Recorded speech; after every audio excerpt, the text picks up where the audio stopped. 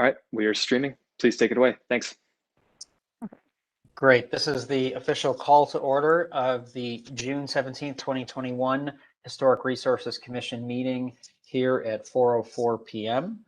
The next meeting of the commission, the next business meeting will be Thursday, July 1, 2021 at 12 p.m. noon. That meeting will currently be scheduled to be held by WebEx unless further instructions are provided otherwise. Likewise, the next hearing of the commission will be Thursday, July 15th, 2021 at 4 p.m. Also anticipated to be held virtually here on WebEx. Swearing in of the city staff. Connie, can you state your name for the record? Connie Torbeck, Assistant Historic Preservation Officer. Do you swear and affirm to state the truth, the whole truth, and nothing but the truth? I do. Wonderful. Introducing my fellow commissioners here who can affirm their presence. We'll do this easiest, I guess, maybe by roll call first. Jackie Barton. Present. Clyde Henry. Present. And Stuart Gibney. Present. Wonderful. Thank you.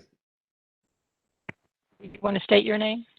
And my name is Joseph McCabe, Chair of the Historic Resources Commission. Thank you. Okay, and we will swear in individual applicants as we address each of their cases. Next item on the agenda is to review and approve the meeting minutes from the previous May 2021 meeting. So moved. And do we have a second? I'll second. Okay. Stuart move, Clyde second. Any further discussion? I will call the roll. Clyde Henry. Yes. Jackie Barton. Abstain. I was absent. Stuart Gibney. Aye. And I also vote yes. Minutes pass. Next is the, we need a motion to approve the staff approval of applications as presented on the agenda. I move to approve the staff approvals. And is there a second? Second. Wonderful. Any discussion on the staff approvals this evening?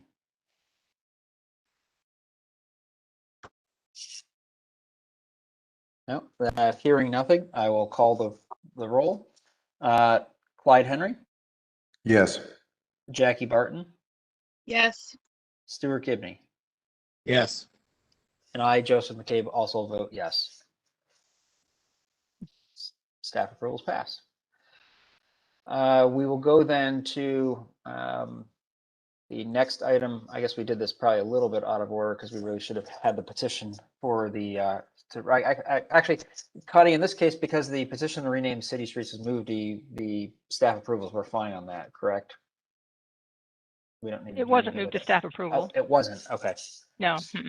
Okay. We're up to public forums, so I think Yeah, public forum. Okay. Okay. I don't know of anything in public forum per se, or would this be considered a matter of public forum? This would be the street name change. Got it. Okay. Forum. Well then, let's discuss case HR-2106-014, petition to rename a City of Columbus street. Haslam Sports Group and the Pizzuti Companies are the applicant. Okay, so I'll give the staff a report first, and then the Dan Gore is present, who can be called forward. So this is the Department of Public Service, Division of Infrastructure Management has received a petition requesting to change the name of 3 streets. 1, Edge of River Avenue to Neeland Drive. 2, Jager Bend Drive to Nordeck Drive, I believe it's pronounced. And 3, Nordeck Alley to Nordeck Drive. This request is in connection with Astor Park, the mixed-use development adjacent to the new Crew Stadium in downtown Columbus. Astor Park will feature a 2-acre public park, a pedestrian bridge, and direct access to the Olentangy Trail, as well as the Central Ohio Greenway Network. Astor Park is named after the birthplace of American soccer Astor House in New York City, where in April 1913, Thomas Cahill founded the United States Football Association, which later became the United States Soccer Federation. The existing street names were established by a plat for Confluence Village in just December of 2019. So the changes are as follows. Edge of River Avenue to be changed to Needland Drive, which was named after an original landowner in Columbus, in downtown Columbus, William A. Neal. Number 2, Jager Bend Drive, related to the historical property use in the area, specifically the Jager Machine Company, would be changed to Nordeck Drive. And number 3, Nordeck Alley to Nordeck Drive, and Nordeck is the Columbus Crew Supporters Group. Number 4, Cahill Drive Street to remain the same, and that is named after Thomas Cahill, founder of the United States Football Association. And the other street present, Columbus Crew Way, that street is name is to remain the same, and that is where that got that name was obvious. The 2019 Confluence Village includes lots in W.A. Neal's Penitentiary Farm and the Breakount, Conover, and Smith Northwest Edition. Proposed Nordeck Drive is in the location of the former Broadbelt Alley, which was vacated in 1933.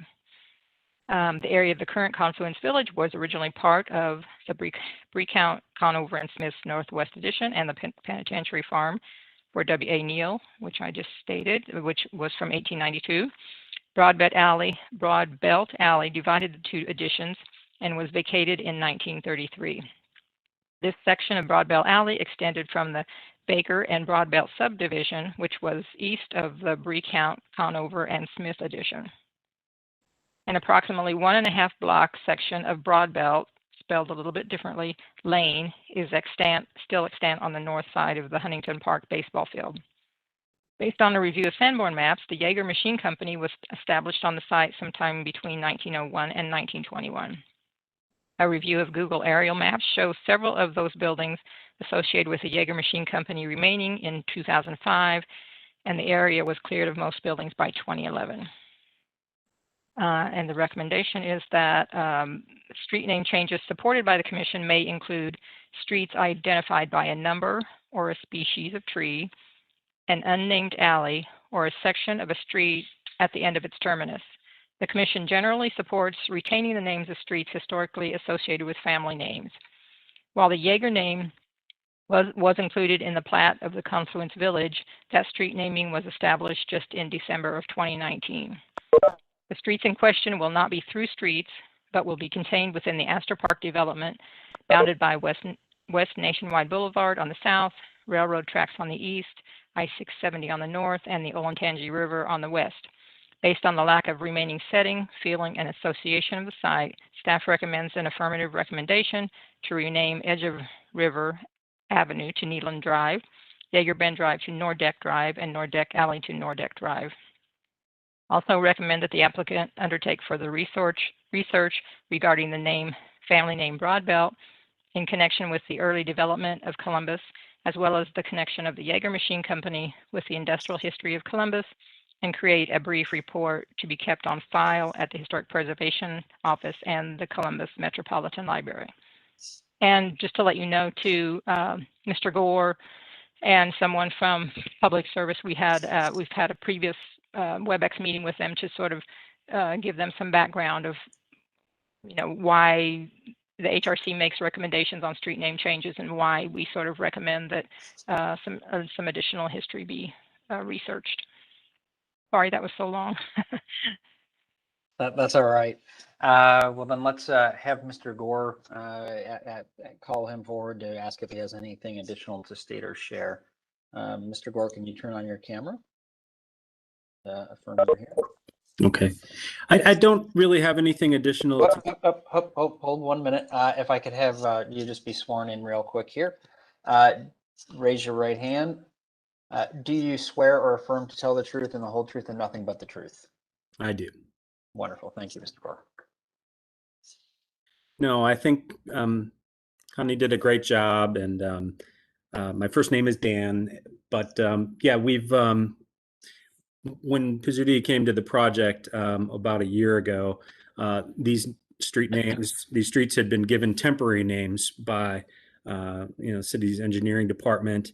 It was always understood at that time that those street names would receive a final naming. And after going through an exhaustive and extensive process, we've arrived at these names that you have before you today. Obviously, Neeland Drive, sounds a lot, flows off the tongue a lot better than Edge of River Road did. And it also does, give a nod to the original landowner, William Neal, who, owned the property all the way up to Ohio State and gifted quite a bit of that land to the university.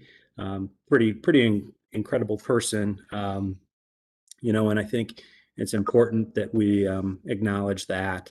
Nordeck, I should also point out, Nordeck Drive, previously Nordeck Alley was the road just north of the stadium, and the Columbus Crew Way didn't have that bend in it at the north end of it. We moved the road, we put a kink in the road to create a plaza in front of the northwest entry of the stadium, which if you get a chance to get out there, it's just a beautiful plaza. And it allows for better queuing. It'll become a hub, village green, if you will, of the neighborhood in the future. And that became really important. And once we did that, you didn't have this four-way intersection where Nordeck Alley didn't align with what was Jager. Jager plugged in at a different angle, something like this at this intersection. And so as we made this kink in Columbus Crew Way, that road became continuous. And it seemed to make more sense to everyone that just be one continuous road, because why would it change names halfway, along the path? So that's a brief explanation. I think Connie did a great job explaining it all. I don't really have anything more to offer, but I'm happy to answer any questions if you have them. I do not have any questions, but I'd open this up for my fellow commissioners. I have no questions. I'm supportive of the idea. Thank you. This is Stuart Gibbony. So I took a little bit of time to review some of these things, and even though we have Edge of River and maybe Nordeck Alley and Jager Bend Drive being somewhat temporary, I think probably the most significant out of all those names coincides with the Jager Machine Company. There was a German immigrant by the name of Gebhard Jager that came over from Germany, who essentially developed the first concrete mixing machines. He chose Columbus, Ohio as his industry development opportunity somewhere around 1906. By 1930, this guy was making a third of the world's machines. I mean, this was a pretty big deal. So I think of all of the concerns I have with this, understanding that the Jager Machine Company building is still in existence and it's been used for some other opportunities. I think that the number 2, which is the Jager Bend Drive, is the only name that I have some concerns with about changing. So if there was a concern about any of these, I would certainly like to preserve that, because I think it leads itself to having discussion and conversation and understanding about the Jager Machine Company that started here in Central Ohio.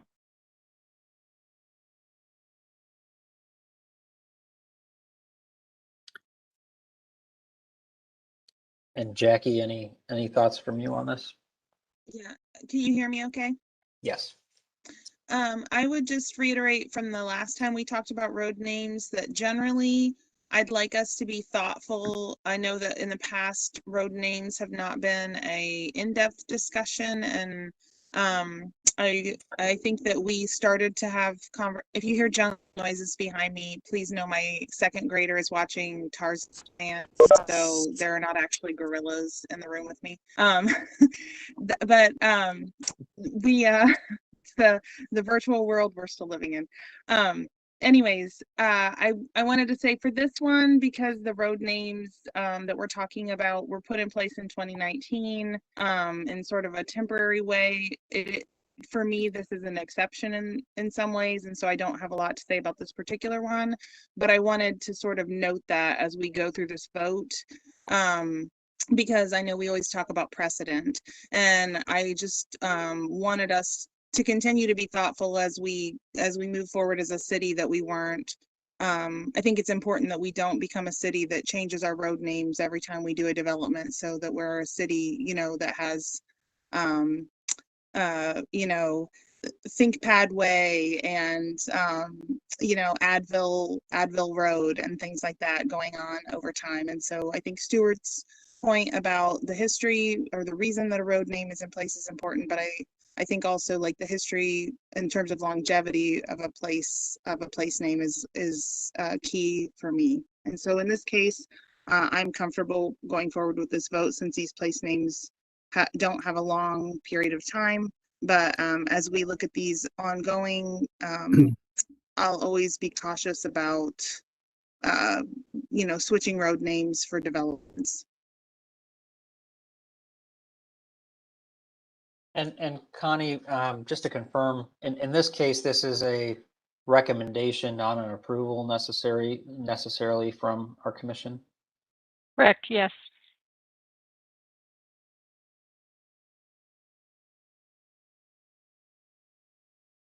I guess in this case, you know, it seems like there's maybe some mixed opinions here on this. Is there anybody that would be willing to make a motion in favor, since we always do in the affirmative, recommending approval of the petition to rename the City of Columbus streets as have been presented by the applicant? I'll do it, Mr. Chairman. Okay. I move that the HRC recommend the street name changes as presented in the petition. Thank you. Is there a second? Jackie, is that a second for you? Sure. Okay. Jackie Barton seconded that. Any additional discussion? Let me just bring this up. The Jager one was the one that bothered me initially, but then realizing that it was just a temporary name from 2019, that made a big difference. I'm wondering if they would be willing to put a plaque up of some sort that says at this site there existed this building and gave a little bit of a history of it, and if that may in fact be a better way to commemorate the factory and the person who founded it, so that when people are walking by, they can see where that building was located. Is that something that the owners would be willing to do? It is. And, you know, I would just say that, you know, we were happy to, you know, produce that report that Connie referenced earlier. And we're not trying to in any way erase, you know, the important history of this site.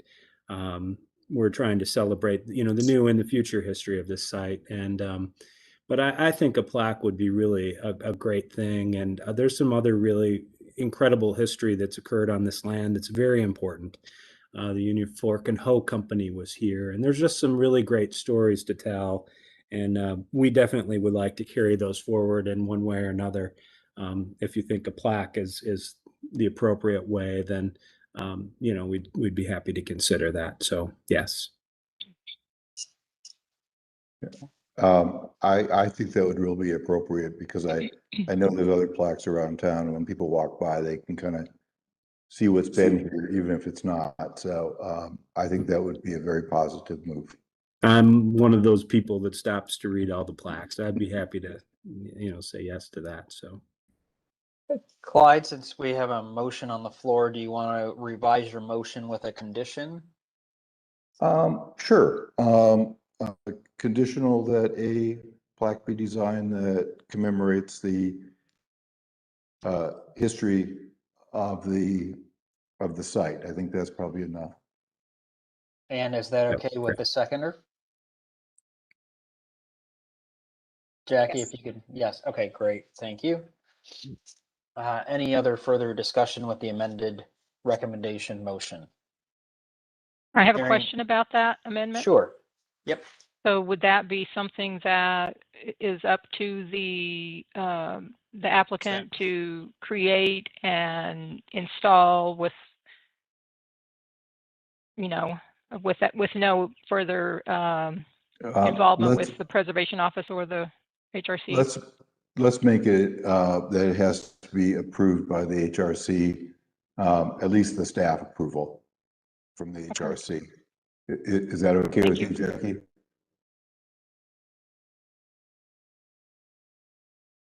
You need to see a decide yes. though, whether, is it a staff approval or is it HRC?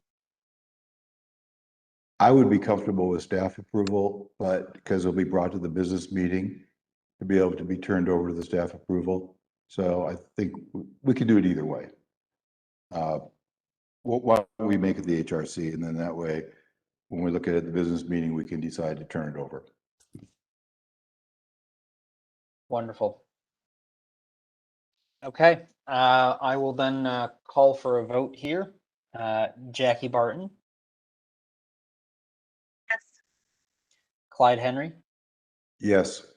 Stuart Gibney, No. and I, Joseph McCabe, vote yes. Recommendation passes. Thank you. Thank you.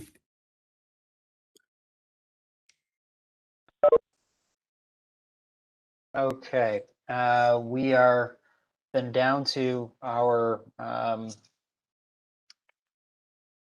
sorry about that. We are now then down to our first case this evening, which would be HR-21-05-028 113 East Frambies Avenue in the Indianola Forest Historic District, and Hometown Properties being the owner. And Connie? could I just mention first, before that, is that the reason we're to that one is because numbers 1, 2, and 3 were moved to staff approval at the business meeting. Yes. Thank you. Okay. Okay, so Staff. this is new front stairs and landing on the 113 East Frambies to remove the existing original metal stairs and landing system on the facade and construct a new wooden stairs and landing system. June 3rd business meeting comments included that the appearance is still too heavy and colonial because this had been also at the previous hearing. The stairs should have a more streamlined mid-century appearance. The newel posts are too chunky. The railings should reflect the square and horizontal shapes of the existing stairs, and product cut sheets are needed for any new exterior doors or light fixtures.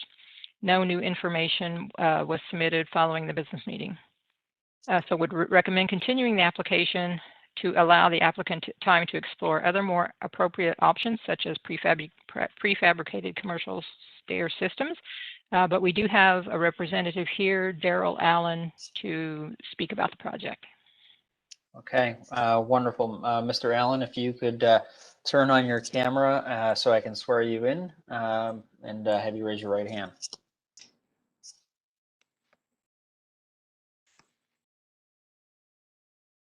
Justice. Is that better? Yes, we can hear you, sir. Can you raise your hand? Great, Yes. wonderful. Do you swear or affirm to tell the truth, the whole truth, and nothing but the truth this evening? I do. Wonderful, thank you. If you could, by the way, just state your name and affiliation with the property. My name is Daryl Allen. I'm the general contractor for this project. And I think Luis Rodriguez is here, isn't he, the architect? I thought I seen his name on here. Oh, yes. Mm-hmm. Yeah, he's the working architect here on this project. Okay, if he would like to also speak, then I would ask him to also turn on his camera and be available so I can swear him in real quick as well.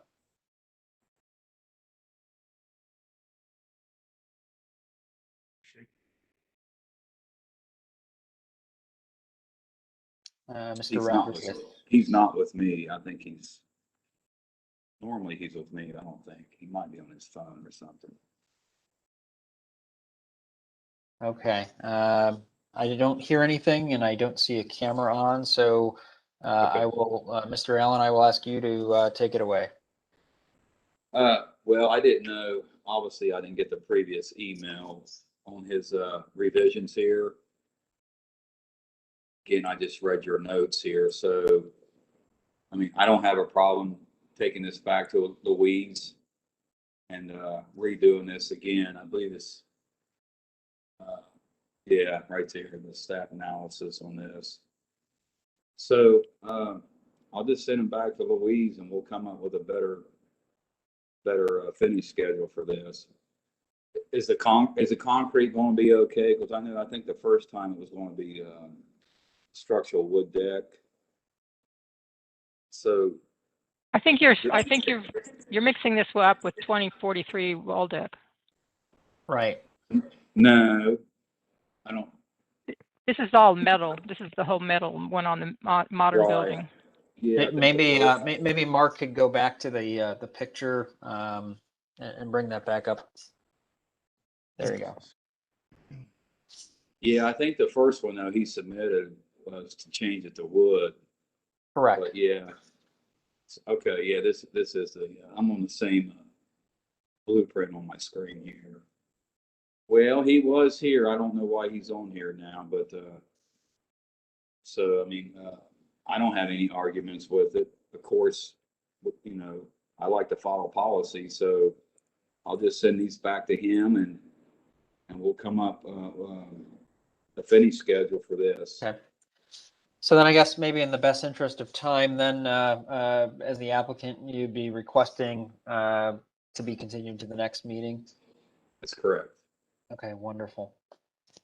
Then I guess in this case, I would entertain a motion to continue the case. So move that we move it to the next hearing date, which is July 15th. 15th. And is there a second? I'll second it. Second, Clyde Henry. Motion made by Stuart Gibney. Any further discussion? I think it's important to keep in mind that we really need this to be as close as what's existing as far as Okay. the style, the structure, material.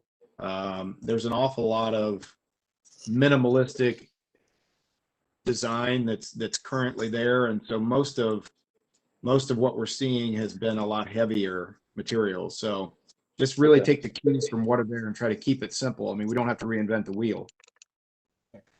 And one thing I also think I would even sort of add to Mr. Gibney's comments is to, if you can get your architect to provide us with updated designs or drawings before the business meeting, so we can actually discuss them and give you valid feedback, so that if there is minor revisions that can be made, it helps just streamline everything and push things along a little further. And Connie, what would be the deadlines for the next meeting as well, just to get materials submitted? That would be 8 a.m. Friday, June 25th.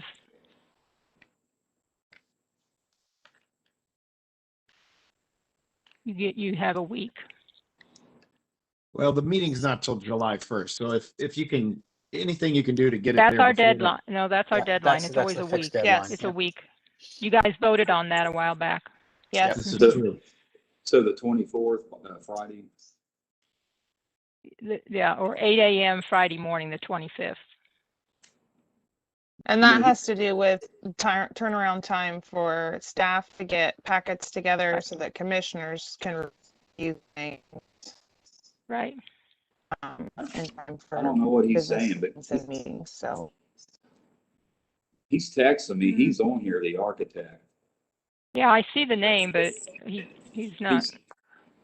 He's texting me saying I already sent the latest design in metal. I don't know. I didn't what receive happened. that. Oh, Yeah, I he didn't said- receive it. Okay. I didn't I receive see. it. Sorry. No, that's fine.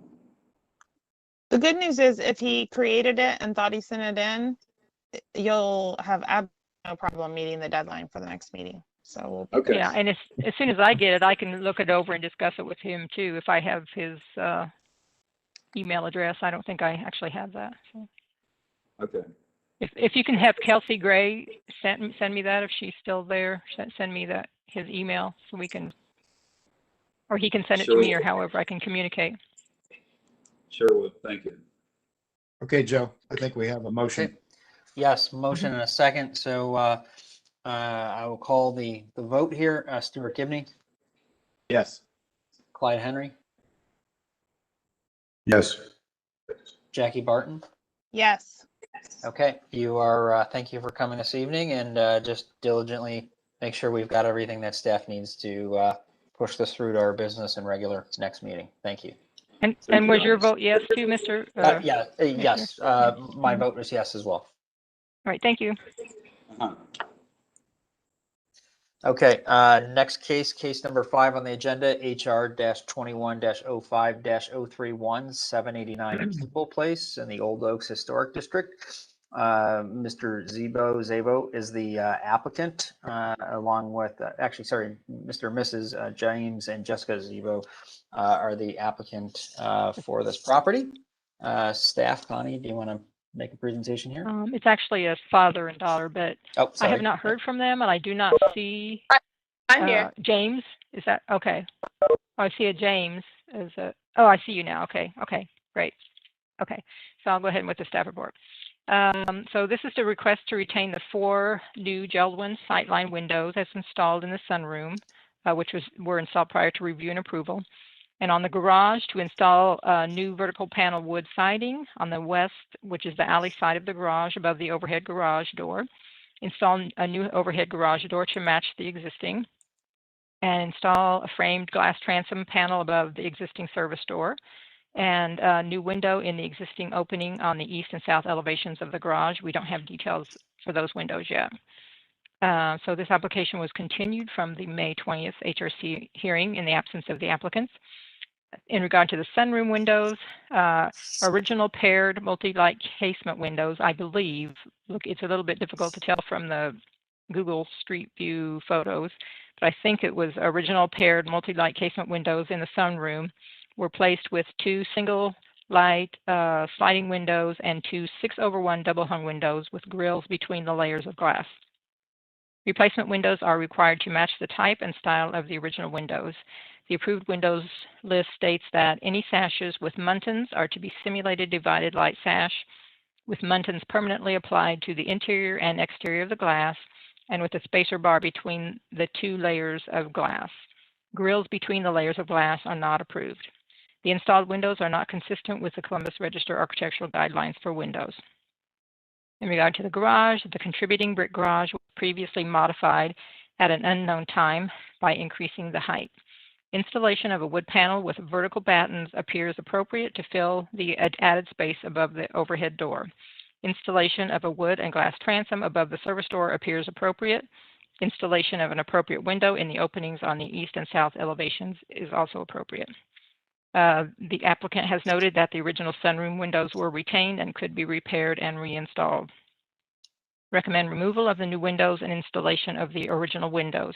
If the windows are damaged or deteriorated, recommend installation of new windows from the approved list to match the style and profile of the original windows.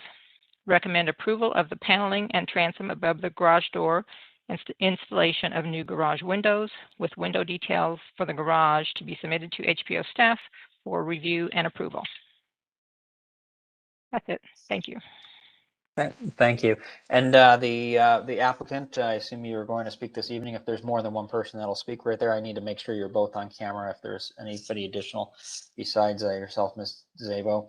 I can't see myself. I can just get in this one. We can see both of you. Perfect. Okay, so if you could both raise your right hand, and I'm going to ask you to, I'm going to swear each of you in, and then you'll each have to state your name and association with the property for record. Do you swear or affirm to tell the truth, the whole truth, and nothing but the truth this evening? Yes. Yes. Wonderful. And then again, for record, each state your name and association with the property for record. Jessica Zabo, owner. James Zabo, owner's father. Okay, great. Okay, tell us more about your request. Yeah, so the windows that were there were people had screwed them shut at the top and bottoms and all the way up and down. So there were literally vines growing through holes. They had to be replaced. We did retain them, and we've looked at them since we found out that these windows were not on the approved list, and they cannot be reused. I mean, some of them could, but we certainly couldn't fill all of the space with the existing or removed windows. So we're asking that if we're not allowed to keep the windows that we've installed, that one of the windows on the approved list would be approved and we could make that change. Okay, I'm going to open this up. Generally one of the issues here is that, you've proceeded to make a modification without previous approval. We actually, understand that this does happen from time to time. Unfortunately, you put something in that doesn't really work, and is not consistent with the historic guidelines that are in place. I will open the conversation up for questions, by my fellow commissioners. I don't think I'd be very supportive of seeing the current windows retained, although if you want to infill them, replace them again with the correct windows, I think we would need to make sure that you're working with staff to identify the correct windows. Make sure you get the ones on the approved list if that's the path you choose to go. That the details of how those windows actually fit the brick and the profile in the house are actually correct. The mullion selections are correct, and it's more than just saying, hey, I want to pick a window off the list. I think there's additional follow-up that will need to be done with staff on that, but I'd ask my other fellow commissioners here to chime in here and let us know their thoughts as well. I'll take a stab at it. This is Stuart Gibney. If you look at the 2019 Google View, it appears that Go ahead. It appears that most of those, if not all those windows, had some relatively decent storms on them. So I feel like the condition of those materials is probably a little better than what we may know. Do we even have any photos or anything of what was removed? I was sworn to tell the truth, and I was the one who removed the windows, so I don't know why you would be questioning that, but certainly your prerogative. No, that's not what I asked. I asked you if you had any photos of the condition of those. From 2019, we just bought the house in 2020. No, from when you took them out. No, we don't. Okay, but you did retain them, correct? Yes. Okay. The beauty is that that you do have those products, and based on that bit of information I just mentioned, I think that having those repaired and reinstalled is the most appropriate method.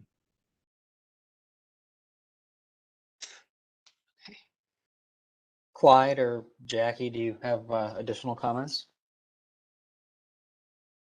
It seems to me that typically in a case like this where we have a homeowner who is pretty sure that their windows are in really bad shape. I'm sorry, maybe I'm not. Were you able to hear me, Joseph? Yes, Jackie. Continue. It seems to me that in the past, when case where the homeowner is pretty sure that the windows are deteriorated beyond repair, but commissioners might feel that that may not be the case, and that's not surprising if we have a homeowner who's maybe never lived in a historic district before, right? That there's not always, it's a new thing for someone who maybe hasn't lived in a historic district. We know that people look at a window that's been painted shut or that the window weights have been broken out of, and you think, oh my gosh, this is a mess. And it can be surprising to find that something can be repaired. So, but sometimes it can't. And we usually what we do in this case is we've asked if staff have time to just take a look, because sometimes what we find, honestly, is that the staff take a picture and we come back and we say, wow, those really are in terrible shape. And we approve replacement. And sometimes they come back and we say, those really just need repair. So I guess my suggestion would be that if the staff have the capacity, can we just lay eyes on this either through photographs or elsewise, so that we're not just sort of taking guesses at each other and I doing this with some actually do live data. in historic district, so I do have some experience with this.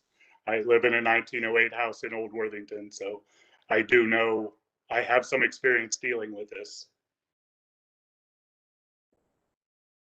Is this something where potentially, you know, what I would, you know, you can ask us to vote, or you can, you know, you can ask for a continuation, but is this maybe something where the applicant could take time to submit photos to the preservation officer of the existing windows, and also then photograph the existing jambs, any modifications you would have done to the Geldwin, you know, when you put in these Geldwin windows, and just go through the steps of, even if you have the existing windows, you know, can they be put back even, I guess, is one of my questions in my mind, or have jambs and heads and sills been altered to, you know, the degree where they may not go back exactly as easily as they could have. I mean, And the windows were not damaged during removal. How they are now is how they were in the spot. But I would just, I mean, we can go through all this, but I don't know that that anybody could appreciate how the windows would look when there were literally 1/2-inch gaps that had vines growing in them when the windows were shut. I mean, I appreciate your charge to preserve the historic nature of these districts, but I feel like we're wasting a lot of time on these had been screwed up and down to be shut. So, but were, I'm not. sir, what I guess I'm asking though for is we don't have any documentation of that. So I guess in this scenario, would you be willing to work with the preservation officer to do two things, which is document what you have? You know, obviously, if the windows were screwed up and down, is take photos of the existing historic materials you do have and show us the condition of those and how they would not be salvageable or rebuildable, and show us those details of even the bits and pieces you have remaining. And then also work with staff to identify, if it's not practical to rebuild and reinstall the window, to actually identify what your solution is. If it's to put in the right, correct new window that does meet the guidelines with the correct volume patterns, et cetera, work with staff to actually put together a package where we could offer an approval, potentially considering the condition of those windows. I don't know that we can just blanket moving forward. But I think right now, I don't know that you'd have much of a favorable vote without you know, we have insufficient information about the conditions you've stated. Yeah. And if I So, could just say that it's typical. It's not like we're saying because they're, you know, we're not trusting what you're saying or whatever, but we would never get approve any application for window replacement without documentation. It's just something that's required. And No, you know, I can go out and look at them too, or people can send in photos, but it's just part of the process that we really can't skip. We have approved, when applicable, replacement windows that are the correct replacement windows. It's just the applicant showed us what the conditions were. So we really need you to take either, you know, ask for the continuation and take your best possible path towards, you know, documenting what you can to show us those conditions, so we can either help get you to somewhere that's favorable in your mind, or we're only really forced to sort of make a decision based on what we know today, which is sort of very limited, and it's simply that windows were replaced that are not correct, and we didn't, you know, the correct path was not followed. So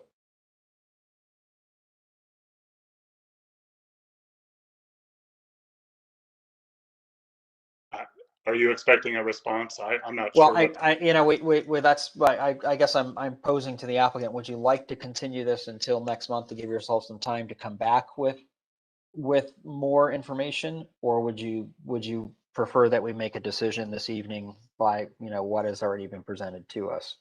And that more information will be photos of the existing windows documenting, you've been very clear, you're very clear that you are convinced they are not reusable, so documenting that.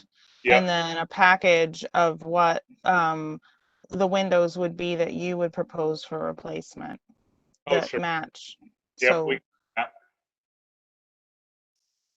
Okay, and I think Clyde might have some additional cutting in and out of signal here, but Clyde, do you have any additional comments?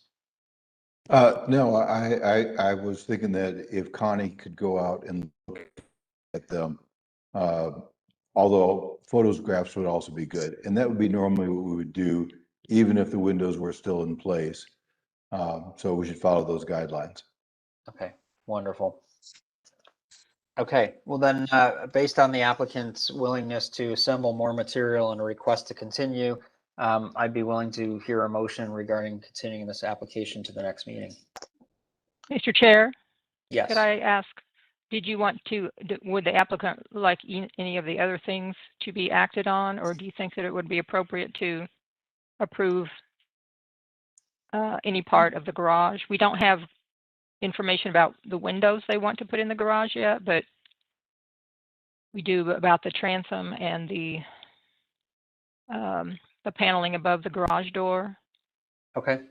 We also don't have a cut sheet for a new garage door. I'm still a little not clear about whether the garage door that's there is still to be replaced or if it's already been replaced. That was the existing garage door. But I thought, I'm pretty sure I sent pictures of what we were planning to replace with. Okay. I think it looked very much the same, and maybe I was just confused. So Well, it's going to be the same. It's going to be the same, basically. Well, Correct. the pictures I sent were more of a coach style. It had windows and looked like. Okay. That thing is, they called it a carriage house in the listing, so we were trying to do something consistent with that. Okay. Coach something? Is there a cut sheet for those, or is there a picture? I didn't think so, but The only maybe I photo missed I that see somehow. is the one that shows the siding over the header of the door. That's the only thing I see. are you all on a tight time frame for getting the garage done? I mean, we're trying to get the whole thing done, so. Yes. Yes. I think we need a complete packet. We need to get everything in one swoop. And I think there's a lot of concern about even the garage, about things that are going to be installed, what's going to be done, what's the finished details. I have a stock photo that I have in my packet that just shows an example. I don't know exactly what it is you're trying to do. I replied to unless- everything that was asked about the garage, so I'm not sure how I could have done more on that one, but that's fine. So I think in this case, what I think we need to complement what you've done is you've provided us a picture of a sample. I think, you know, when I look at it, at least in my mind, I can't speak for all the other commissioners here, it looks like a reasonable way to deal with a header. But I think what we're lacking is what is in the requirements when an application is made to have a comprehensive or a complete packet. And I think what we're missing right now is specific product data, or a drawing that explicitly says, okay, you know, I want to do this header, but what is it made out of? What's the size of it? What is the material? What is the paint color? All the things that make a comprehensive approval in a historic district. As I said, I replied to everything that I was asked about the garage, so I thought you had what you needed. If you don't, we will keep working. I make a motion to continue this to July 15th meeting. And do we have a second? I'll second that. Any further discussion? Hearing none, I move to call the vote here, which Clyde Henry, Aye. Jackie Barton, Aye. Stuart Gibney, Aye. and I, Joseph McCabe, vote yes as well. And then just again, work with staff to get as much as you can in prior to that June 25th deadline. And Connie, if you could probably have a follow-up conversation with the applicant about just getting adequate documentation for us to make our decisions, that would be very handy. Yes, I will. Thank you. Connie, you have an email for the applicant, I'm assuming? Yes, I do. Okay, Both of them. good. Great. Thank you, guys. Thanks. Agenda item number 6, HR-21-05-032, 880 East Broad Street in the 18th and East Broad Street Historic District. I believe, Connie, we do not have the applicant attending this evening, and they have requested to continue this to the July meeting. Is that correct? Correct, yes. Okay. So moved. Moved by Stuart Gibney, and is there a second? I'll Second. second. They have Jackie. I was going to say, I heard Jackie first. Any discussion? Okay, we'll take a vote. Stuart Gibney, Aye. Jackie Barton, Aye. Clyde Henry, Aye. and I, Joseph McCabe, also vote yes. Please continue. Agenda item number 7, HR-21-05-033, 699 Oakwood Avenue in the Old Oaks Historic District. I believe we have perhaps Mr. Mulligan and TMK Real Estate representatives here this evening to review the project with us. Staff will make the report, and then I will swear them in at the appropriate moment. So Connie, if you'd like to start that off. I was just looking. I don't see anyone here. He said he was going to be, Mr. Mulligan said he was going to be attending, but I don't see him present.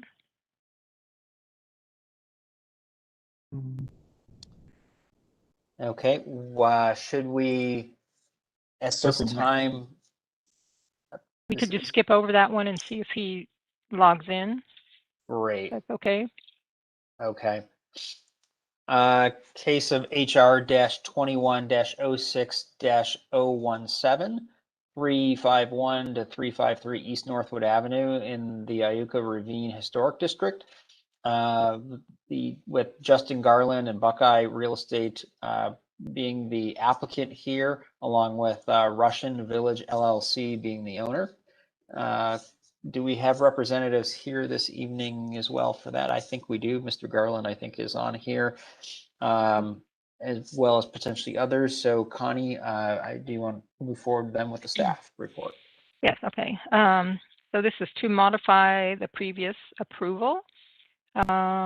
Rehab of the existing single-family house, a new addition to create a duplex, and site improvements were approved July 29, 2019. A complaint was submitted to 311 that work was not completed as approved, and a code order was issued. The issues listed above were identified by historic preservation staff, as we weren't quite sure what the complaint, what they were specifically pointing out. The June 3rd business meeting comments included that original details in the front rake boards have also been eliminated, and a chimney was removed. Staff noted that an original front cottage window may have not been noticed during the first review due to overgrown brush, and was approved in the drawings as the two 1/1 double hung sash windows that are there now. The design of the existing porch columns and railings were also approved, rather than retaining or replacing the original round columns. So actually this includes a cottage style window on the bay, which is the west elevation, was changed to paired windows. After the approval. The two main entrance doors are Craftsman instead of the approved half-light doors. The door and window height on the west elevation of the 351 section of the building were not built equally in height as approved.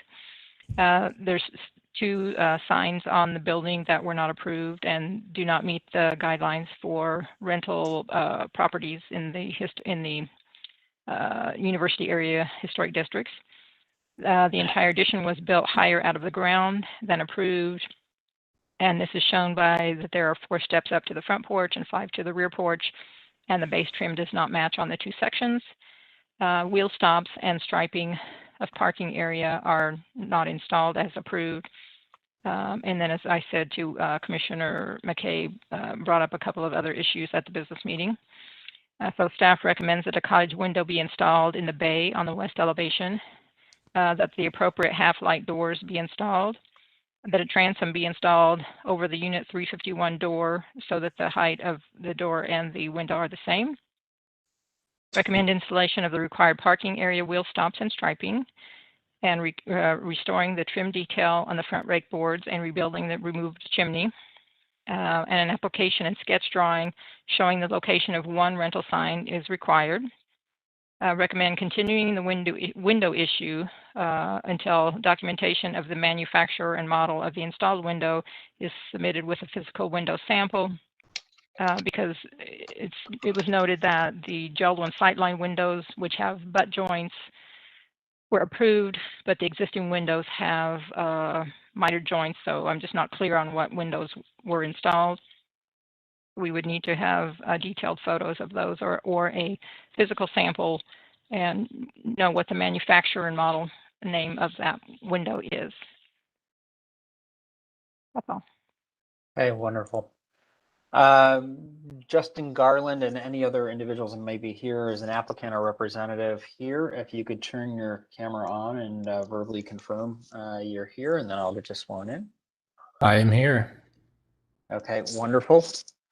And can you raise your right hand, sir? Okay. Do you swear or affirm to tell the truth, the whole truth, and nothing but the truth this evening? I do. Okay. And can you state your name and association with the property for record? My name is Justin Garland. I'm with Buckeye Real Estate.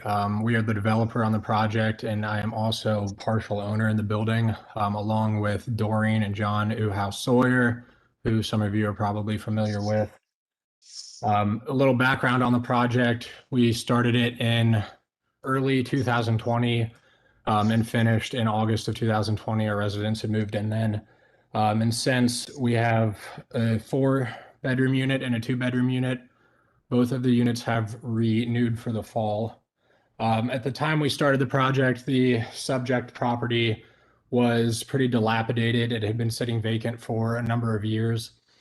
We partnered with John and Doreen to revitalize the building and just make it a viable part of the neighborhood. I don't know if you're familiar with it or if you've been down the street recently. I will vouch for it. I'll say it's one of the better looking buildings on the street. We invested a significant amount of capital. Oftentimes it really didn't make any sense as an investment, but it was to help out some friends, John and Doreen, and just to preserve the building. Can you? I have a quick question. Sure. Why were all these things done differently than what was approved? I don't know. It was oversight on a few of the issues. It was not intended to be malicious in any way. It's always kind of been our MO to preserve buildings in the university district to the best of our ability. That's something that we have done for a very, very long time. The changes that were made were likely just an oversight. Okay. Are you willing to put it back like it's supposed to be? Well, I'm hoping that we can reach an amicable agreement tonight on some of the issues. Well, I mean, we have an approved item that obviously was an oversight. So we didn't oversight the approval, but now you want us to compromise because you didn't do what you said you were going to do. Well, in regards to what? The windows, the doors?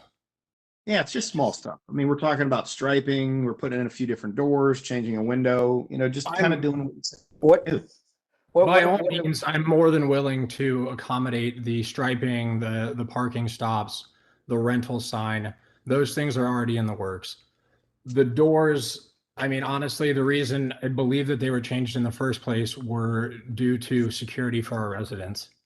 We have students in these apartments. We deal with a lot of co-signers who are obviously very concerned about security.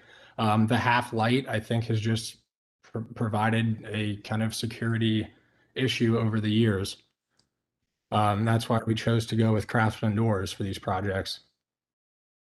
Can you speak to the cottage window, Justin? I have to say that knowing that there was a lot of, I was in the original approval for this project, and there was a lot of language about how, you know, the people working on this project are longtime preservation and how much preservation experience there was coming into this. That's a big change, taking that cottage window out on that first floor and turning it into 2 double hungs. As far as I understand, the windows were paired to fit the existing opening. Oh, on the front porch? This would be on the side elevation on that bay bump out. Right. What is the reason for the pair of windows versus one window in that location? Is there anything happening on the interior? Not that I know of. Like I said, I believe it was just to fit the existing opening, and we could not find a standard size that would fit the opening that was there. It was a cost consideration. Correct. Tell me about your thoughts on what do we do about the removal of the decorative, you know, material that was on I guess they're called the rake boards on the front of the house, and what do we do about the removal of an entire chimney? Well, the chimney was removed because one, it was structurally unsound. And oftentimes if there's any water intrusion in our buildings through the roof, the intrusion point is through the chimneys. So they've become maintenance nightmares for us many times. And that's just something that we've done in all of our projects. Well, I would assume that's not, they're not in historic districts then. No, oftentimes they're not. So it's kind of not really a thought that we put into it when we remove the chimneys. That's not. It's not a functioning chimney. You know, if we were to build it back, it serves really no purpose. As far as it's eliminating historic fabric and altering the district and altering the concept of the house. Yes, I understand that, and that was not our intention when the chimney was removed. Is the original chimney foundation still underneath the roof? You just basically took it down to the roof line? No, it was taken out completely. We gutted this building to the studs. Doesn't sound like much preservation going on here. Right. Well, there wasn't much to be preserved if you saw the original structure. It had been neglected for many, many years. Oof. Do we have anything so even if we start to chip away at the small things on here, Connie, I believe that, you know, the signage on the elevations the applicant would have to submit new drawings and go through the approval process. Has any of that been done yet? No, and it's what people do is they send me a photo of the front of their building with sort of the sign sort of superimposed on the front of their building showing where it's going to be, and then a very simple drawing showing the what's going to be on the wording that's going to be on the sign. And that's limited to, I believe, Justin, did I send? You did, yeah. Guideline to you. The name and a number, I believe, is all that can be on there. Right, and my thought is that it should be only on the front and not on two signs to put one. Now, I don't know where the other sign is on the elevation. I thought we only had one on the north elevation. There's one on the rear too. I was gonna say, I think we're looking at one right now, right on this west elevation. I believe that's the house number. Maybe I'm not seeing it. No, on the back, facing on the the south backyard. elevation. Yeah. Okay. Well, I mean, yeah. As I said, we're more than willing to remove the signage and resubmit for that, and we're also going to take care of the parking issues. Some of the other issues, the cottage windows, the transom light, those are pretty substantial undertakings. You know, you have to reframe the openings. You would have to redo all of the siding. You know what I think a real substantial undertaking is? To put a chimney back from the ground all the way up. I don't disagree with that either. Yeah, and that's about where we're going. Well, I don't know. I mean, all I can say is the amount of time and money that we've put into this building. I think all of the neighbors are very appreciative of what it's become. What Like I said, what this is not maybe list is- what is maybe more frustrating though is that you had an approved package and details and a concept, and work was just selectively changed or not done. Precisely. and I completely understand that, but that was not our intent at all. Okay. Mr. Chair, can you hear me? Yes. Okay. The most difficult thing to change would be height, even though other commissions have required a height change, from what I understand. And that would be difficult. What I would like to see, though, is exactly what is being proposed to be changed and what isn't. Rather than us picking and choosing, he should present in the same way as any other application comes in as to what he's going to do and what he's not going to do. Yep. As far as the chimney goes, in the past, we've Amen. allowed the chimney to be built just under the roof and be removed from the interior, since we are not in control of the interior of the building. But I'm not sure what he's proposing. I don't think we can put together a motion that details his design. Additionally, I guess if there is work that the applicant is willing to do, i.e. wheel stops and striping that are just not installed, they could be done as he's determining those other things. I mean, you know, there's things that can be simply removed from concern. Yeah, we're more than willing to do that. I believe the issue with the elevation of the addition was due to the floor joist in the existing house. The addition unit carries into the existing house. It was built with likely 2x10, 2x12 joists, and the new addition is not. So we had to raise the elevation to match. So in this case, maybe as applicant, you could come back to us with a revision that says, you know, we screwed up, we get it. We did this because of X, Y, and Z, but then propose a mitigation. I don't know if it's appropriate to reconsider how something's trimmed along the base of the addition, or Connie, what would maybe even be your recommendations, or Clyde or others here? You know, we need you to kind of come forward with your solutions of what you can do and figure out the things you can do on this list, things that, you know, you're asking us to consider, and then things that maybe you can find a way to meet us in the middle on. But right now, I mean, you know, we approved this once as what we were willing to approve once before. So. Sure. Yeah, and I just want to say one more thing. I don't know if I've said anything yet, so here's my thing. I was part of this original approval package, and I remember the same verbiage about what a favor was being done to the neighborhood and how expensive this project was going to be. And I would like for us to not be getting that lecture anymore when this comes back to the commission. We get a lot of folks doing work on their own homes and on lots of packages. This is what we are all doing, right? We're here to work on historic homes. And I remember this first discussion, and we talked a lot about whether this should even be 2 buildings or 1. I'd like to just remind us all of that. And there was a lot of disagreement on the commission about whether this should have been 2 buildings or not. And ultimately what has happened is this wasn't built as approved after being approved as 1 building. So obviously raising it to 1 height, or changing the height now that it wasn't built as it was approved, as Clyde observes, is probably by far the most expensive correction to make here. But I'd like for us to just make an observation that we had a long discussion in the commission approval about whether there should have been 2 buildings, because originally the parcel had 2 buildings on it. We approved it as 1 building. There was a vociferous advocation that that's what the applicant wanted.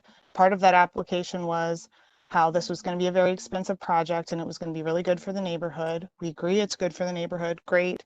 But here we are with a number of things not done as approved. So let's get a package back that corrects some of these things. So there's my 2 cents. Okay. Can I just ask a quick question?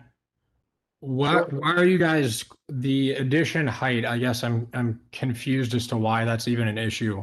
The certificate of appropriateness and the approved plans show existing floor elevation.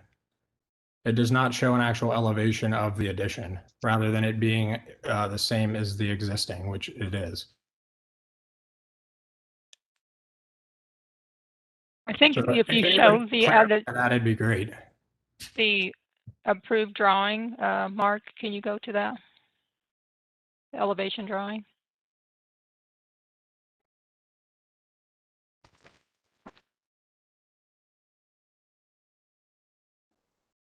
The second drawing. Right there, the west elevation, there, it shows no change in height there. And if I I'm mean, seeing not, yeah, it shows existing floor elevation continuing through. And that's what we have. The finished floor has continued through at the same height. I get, an architect would have to, address that. What I'm seeing Okay, well, is that the foundation along the bottom is equal. That's what I see as a non-architect. And can And you just zoom in to on let you know, that west this is elevation? something that's come up recently in other districts also, and projects have been stopped because and what often has to do is sometimes there's a basement beneath, and people don't want to dig in far enough or whatever, or for whatever reason they don't want to dig far enough to make it the heights match. And so projects have, and this is with a new house, and that they need to match the adjacent houses, not that there's an addition to an existing house. So projects have been stopped to make sure that the heights of buildings are consistent with existing historic buildings. So it's not like this is being picked on for this particular no, building. I get that. So what would be sufficient then as a response for that? Do I need a letter from my architect showing that? How are you guys going to corroborate this? Well, let's, Clyde?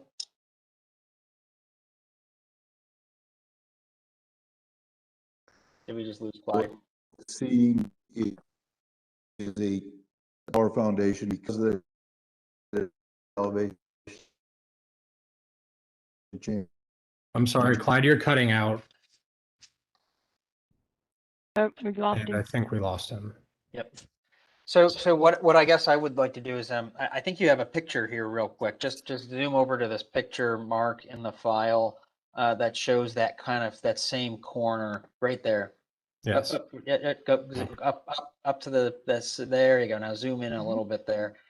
So I mean, my thought on this could be that, and the architects could tell me otherwise, is could you not basically readdress the current siding trim to take the darker trim piece down to cover over some foundation, then just add one single probably lap siding piece in there and it'll look level. You'd probably just have to carry that around the entire addition. But if that was your response is, hey, we can drop this darker trim piece down and add one piece of siding in there and we'll make sure it lines up so that you look, you go to both ends of the house and it's level all the way around. I think that's a way you could get to where you need to go, and it fulfills the intent. A few problems I see with that is one, you side from the bottom up. And two, you typically would not side over a split face foundation block.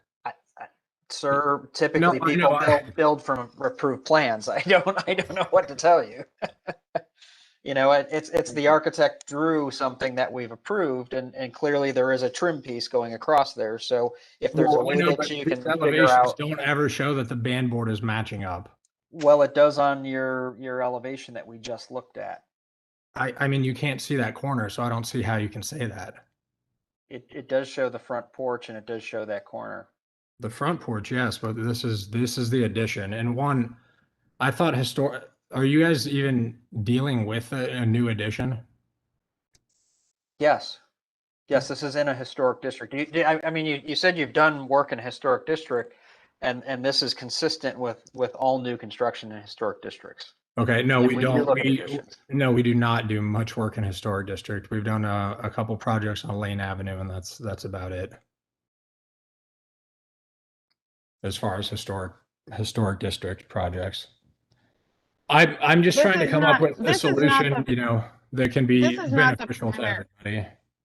Sorry, this is not the primary issue for me. I mean, for me, it's things like the chimney being gone and the windows being wrong. I'll just say, I'll be on record as saying that. Okay, and that's so. What are our next steps? I guess. What would you like to see for the next meeting? Well, we This- can, if you're willing to allow us to continue this, that's a request you can make of us. You can ask us to vote on simply a request this evening. You have those options. In this case, I would probably recommend that you continue the case or ask us to move to continue the case, and that you work with staff to submit solutions to these things. Check off the things you can check off in advance to just complete things that you know you can complete. And then where a compromise may be possible or be proposed is propose the compromise with some detail about how to get there. There may be some pain in getting to your compromise. That's not our fault. No, absolutely, it's not. So Jackie has, she's made it known what she would like to see. I guess her most pressing issues. Are there anything else that I should be aware of from the other commissioners?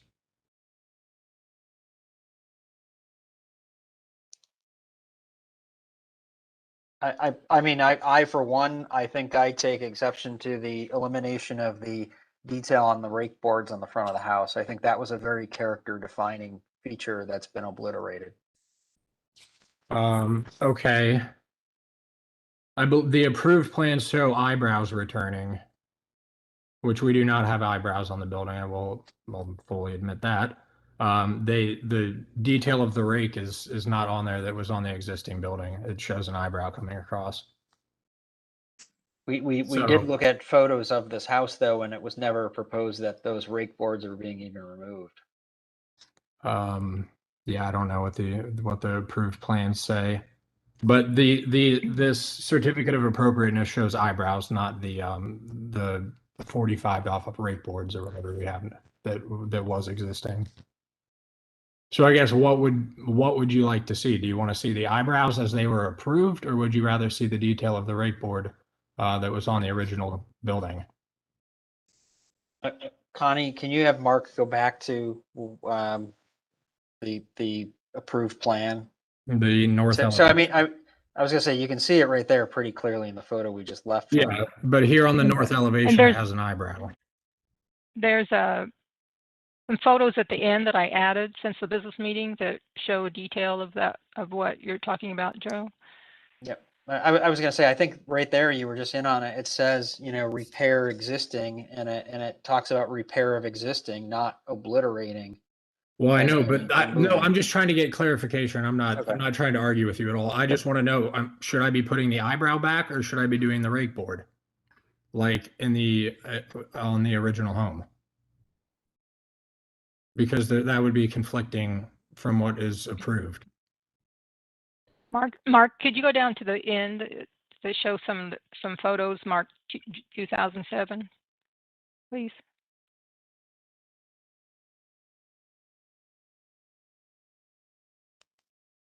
All right, and then you said on the gelled ones, they're butt jointed, they're not mitered. Yes. Okay. And, but we don't know what these windows are. So there's the detail that you were talking about, I believe, Joe. Yes. On the rakes. Yep. There it's you just go. little, No, I wouldn't be understand that. But I'm wondering Okay. what you guys want to see, because the approved certificate of appropriateness shows something different. Again, it never indicated that those were going to be removed. So I mean, if you can get this detail that was removed back, I think we can probably find a compromise to deal with the error in your architect's drawings. The architectural error on your architect's drawings is not, again, a fault of the commission to have an incomplete or No, but erroneous you package. approve them off of the drawings. Okay, so I'll work on the chimney. We'll work on the rake board. Are there any other commissioner comments, things that they would like to see addressed, like precedents?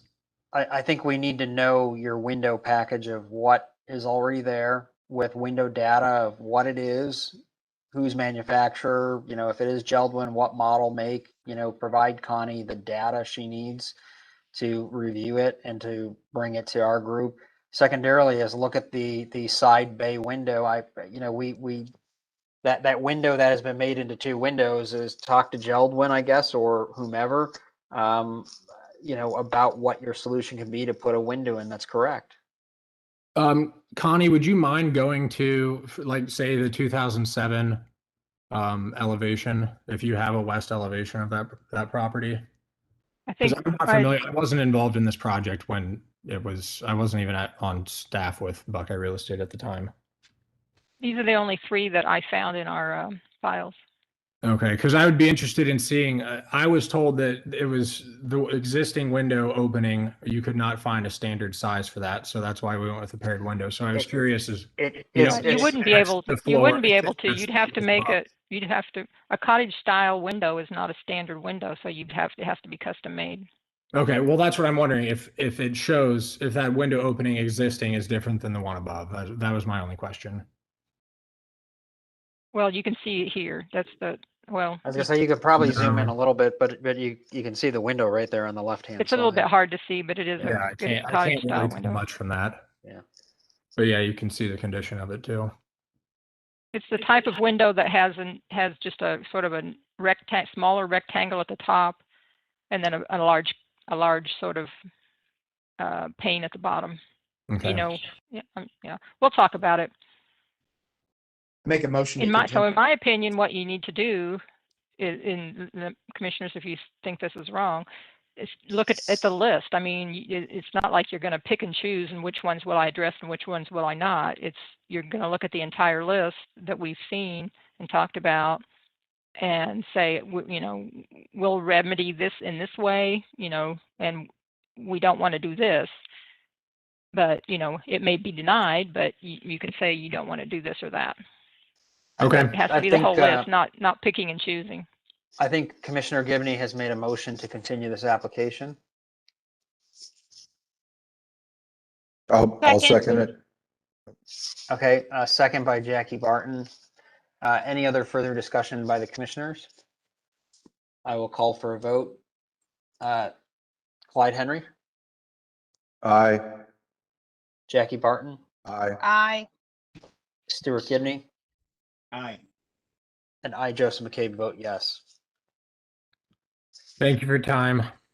Thank you, and work closely with Connie to get the appropriate materials and solutions in. Thank you. Okay, will do. Thank you. Moving on to case number 9 HR-21-06-018, 48 Parkwood Avenue, an individually listed property of the Ohio Baptist General Association headquarters.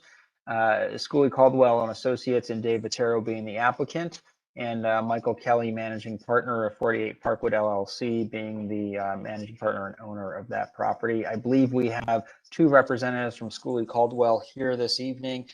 We see Mr. Vitero, so I will ask first for Connie to make the presentation, and then we will swear in those speaking this evening.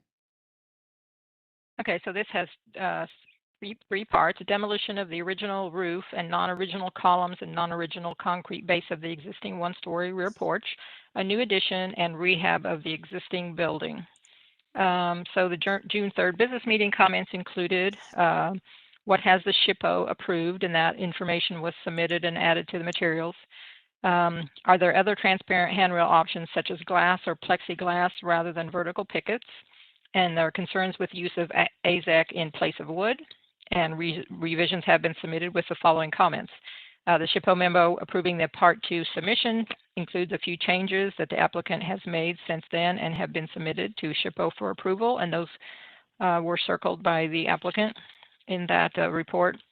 Interior photos of the existing wood windows, which are covered with plywood and will be repaired and restored. Interior windows casings will be stained to match existing, and exterior window casings will be painted the cream color. Finish board revised to show the smooth-faced LP smart side composite siding. That was just a mistake at the business meeting. And the AZEK is proposed in the EU detail of the addition only. Modern composite product, proposed durability and lower Lower maintenance, AZEC, and Smart Side are limited to the addition only. Patching or replacement of rotted fascia on the historic building will be done with wood, not with the AZEC. Demolition and new addition. The existing rear one-story porch is original, but only the original roof and fascia remain. Addition of a new extension for modern use is reasonable. 6 window openings with stone sills, 2 basement windows with stone sills, and 2 door openings will be eliminated by the addition. The addition is pulled in to retain the brick coins and stone water table on the rear elevation. The fascia of the addition is below the fascia or cornice line of the original structure. And proposed exterior materials are consistent with past approvals. The use of AZEC on the addition, soffit fascia, etc., could be approved as a test case only. And regarding rehab of the existing building, repair of existing wood windows, wood soffit, and rafter tails is appropriate. Cut sheets for any new door, exterior doors will be required. The proposed shingles appear appropriate to reflect the character of original tile roof and could be approved as a test case for this particular building. The proposed metal railings for the front porch affect the historic character of the facade, and a more appropriate solution should be considered. And more information is needed regarding any exterior light fixtures on the building or site. Recommend approval with the exception of the metal porch railings and with final drawings and cut sheets for doors and light fixtures to be submitted to staff.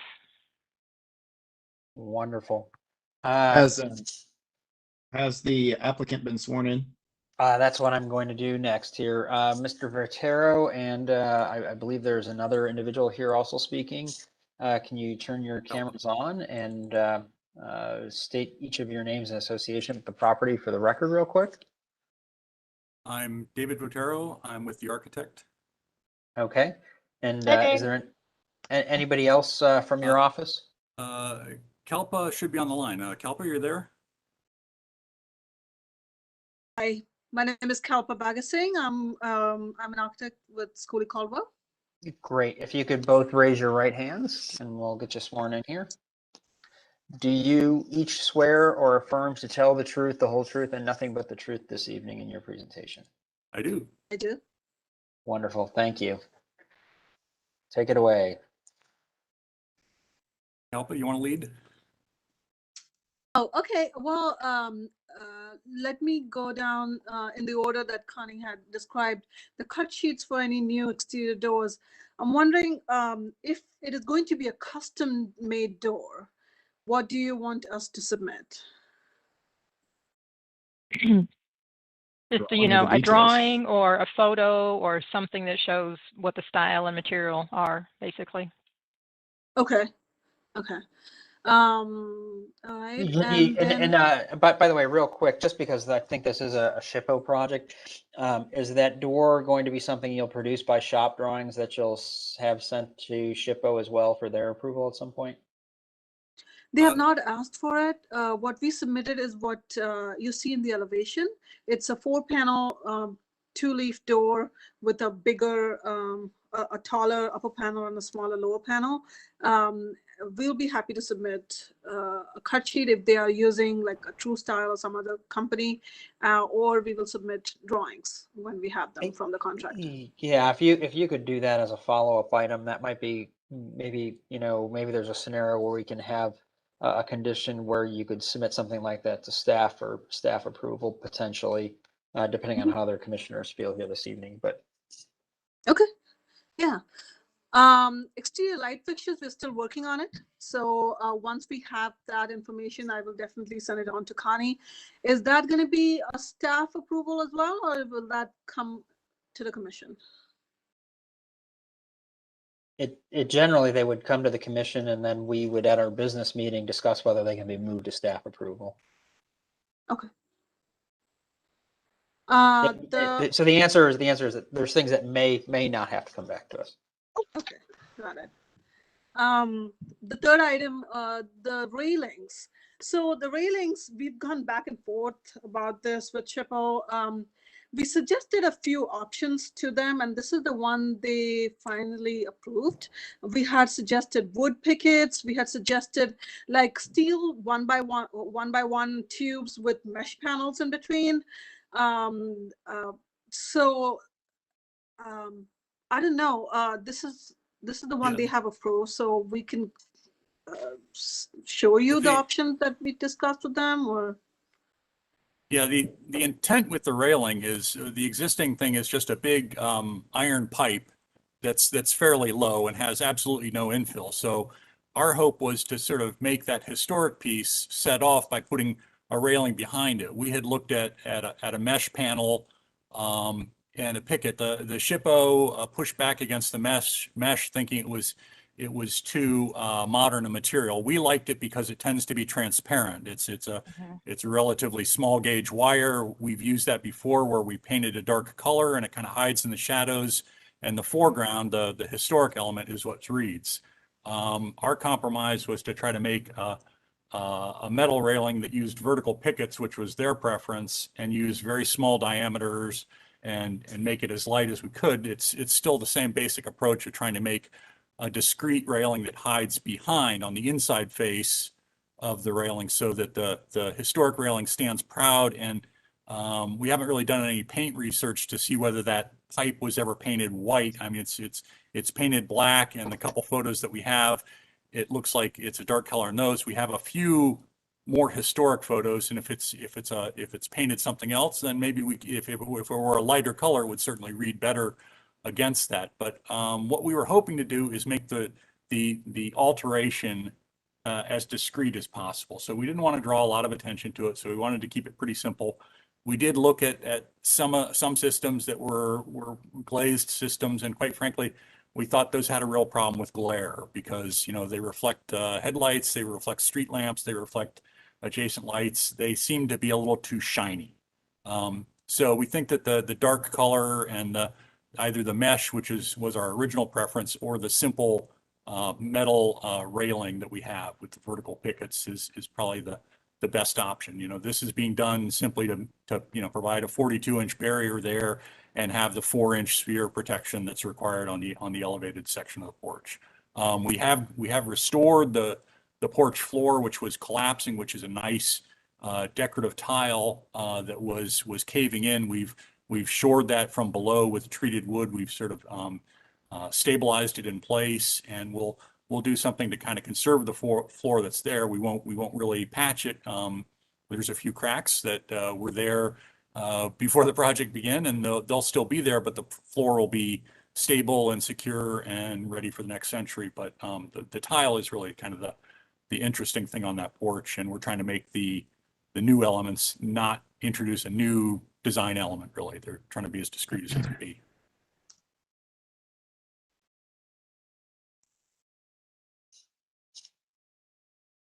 And do we need to address anything as far as discussion about the addition and or I mean you want to talk a little bit about your choice of materials, the I think the AZAC and or the use of the roof shingle that you're requesting a little bit of a variance from. Thanks for reminding me of the shingle.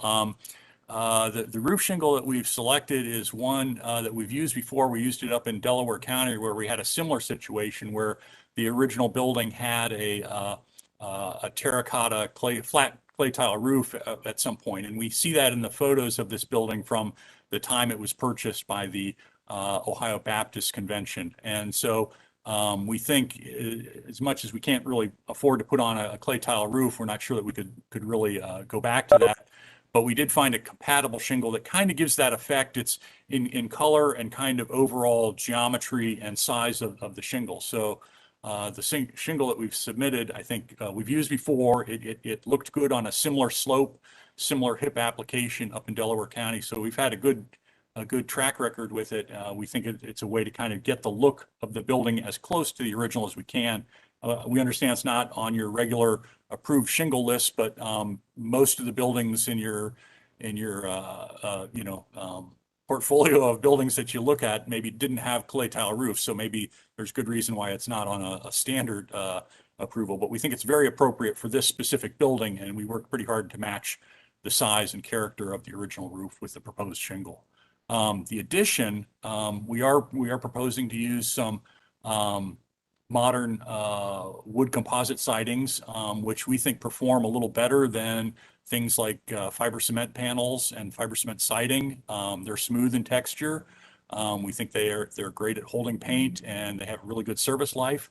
The AZEK trim matches in dimension traditional wood detailing. We're using traditional wood detailing. The cornice, for instance, of the addition is an adaptation of the scale of the cornice, the frieze, the soffit, and the fascia of the original rear porch that we've sort of adapted in scale. So we're using those trim parts in the same sort of proportions as they were. We've blown them up a little bit since it's a second story piece, but we're putting that on with a half round gutter. So we think that the detailing is very traditional. We think the fact that we're using AZEK, again, we've had really good experience with AZEK. It's a very stable material. We can machine it just like wood. We can paint it. It's been used by the Park Service. It's been used by preservation departments around. I understand maybe this is a test case for you guys. We would encourage you maybe to try it out and see how you like it. I think this might be a good opportunity for you to have a test case if you're looking for one. So we've tried to follow the very traditional detailing, tried to line up our window rhythms and massing with the existing building. We sort of step in the addition a little bit so that it doesn't stand proud. It actually stands in from the side, so the coins on the back of the building are exposed, and it tries to be, a secondary feature to the original building. Questions from my fellow commissioners? I would be supportive of the way the railing is proposed. I would agree that glass would be a problem. It's also glass gets dirty and it really can look pretty shabby. The proposed railing, I think, will fade in the background. It's probably the sleekest solution that can be had. We've been hesitant in the past to do test cases on a lot of different roof shingles. However, I think in this case, I would like to see that tried as a test case and see how it works out, because there's not a lot, but we will have other homes that were previously had clay tiles on. So I would support both of those things. Commissioner Barton or Commissioner Gibney? I don't see a lot that I'm concerned about, and I missed the business meeting, but I assume this is a tax credit project. That's why we're talking about the SHPO. Is that? Yes. Yeah, and I just will note for policy's sake, our architects from Schooley Caldwell, this isn't about your project per se, but I continue to wish that we would have a policy shift so that we had a way to coordinate more closely with the SHPO for these projects, so that we didn't put applicants in the situation where they feel like they're skittering back and forth between SHPO and local review, where our guidelines don't always align. On things like bricking in doorways and railings and things like that. It'd be nice if we could figure out how to maybe get some sort of shared communication early in the projects. But on the railing, I would love to see the color lightened up, even if the material stays the same. I keep going to your photos, and I've driven by this building, and I think even looking at the pipe that's there now in black, it's very heavy in black against this masonry color. And I wonder if something you mentioned that you were thinking about colors. So I'll just put that out there as a point of review. If it's something where you don't want the railing to become front and center, I feel like often we revert to black when we use metal railings, and I feel like a metal railing with vertical pieces is going to get really heavy really fast on this building. That's really the only thing I have concerns about at all. Dave and I were talking about this, actually, the colors and how to make the historic pipe rail more prominent than the addition that we are making behind it. And we were thinking maybe we could paint that historic pipe a cream color or the trim color and make it more prominent, and have the background railing be a dark gray. So that kind of looks like it's in the shadows, and the horizontal rail comes more to the forefront. I mean, I don't even know if we need to make it a condition of approval or anything that stringent. I just, as architects, I trust you to maybe think about it. But when I look at the images, I think when I think of it as being all in black, it reads to me like it's gonna, especially once the building's clean, you know, when you're done, I think all black is really gonna stand out. Because right now it's dirty, right? The front of the building's still pretty dirty. Yeah. Also, I can't wait to see this building done. The chimneys are so pretty. Yeah. Any That's a technical comment? term. Any comments from Commissioner Gibbon?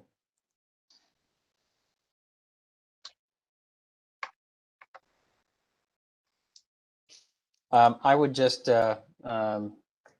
probably say in this case, I know staff recommendation is for approval with some conditions, they accepting the railing design. But in this case, what I think I'd be willing to at least consider might be a recommendation for approval, and then perhaps the applicant proposing a color scheme that makes the existing pipe railing proud or forward of the modification railing behind it, so that something can be at least on file that tries to address this in a color format like as being discussed this evening. I don't know if that's amenable to the other commissioners here this evening, but I think that might be a viable solution. And then obviously there would be just the follow up with doors and light fixture cut sheet information.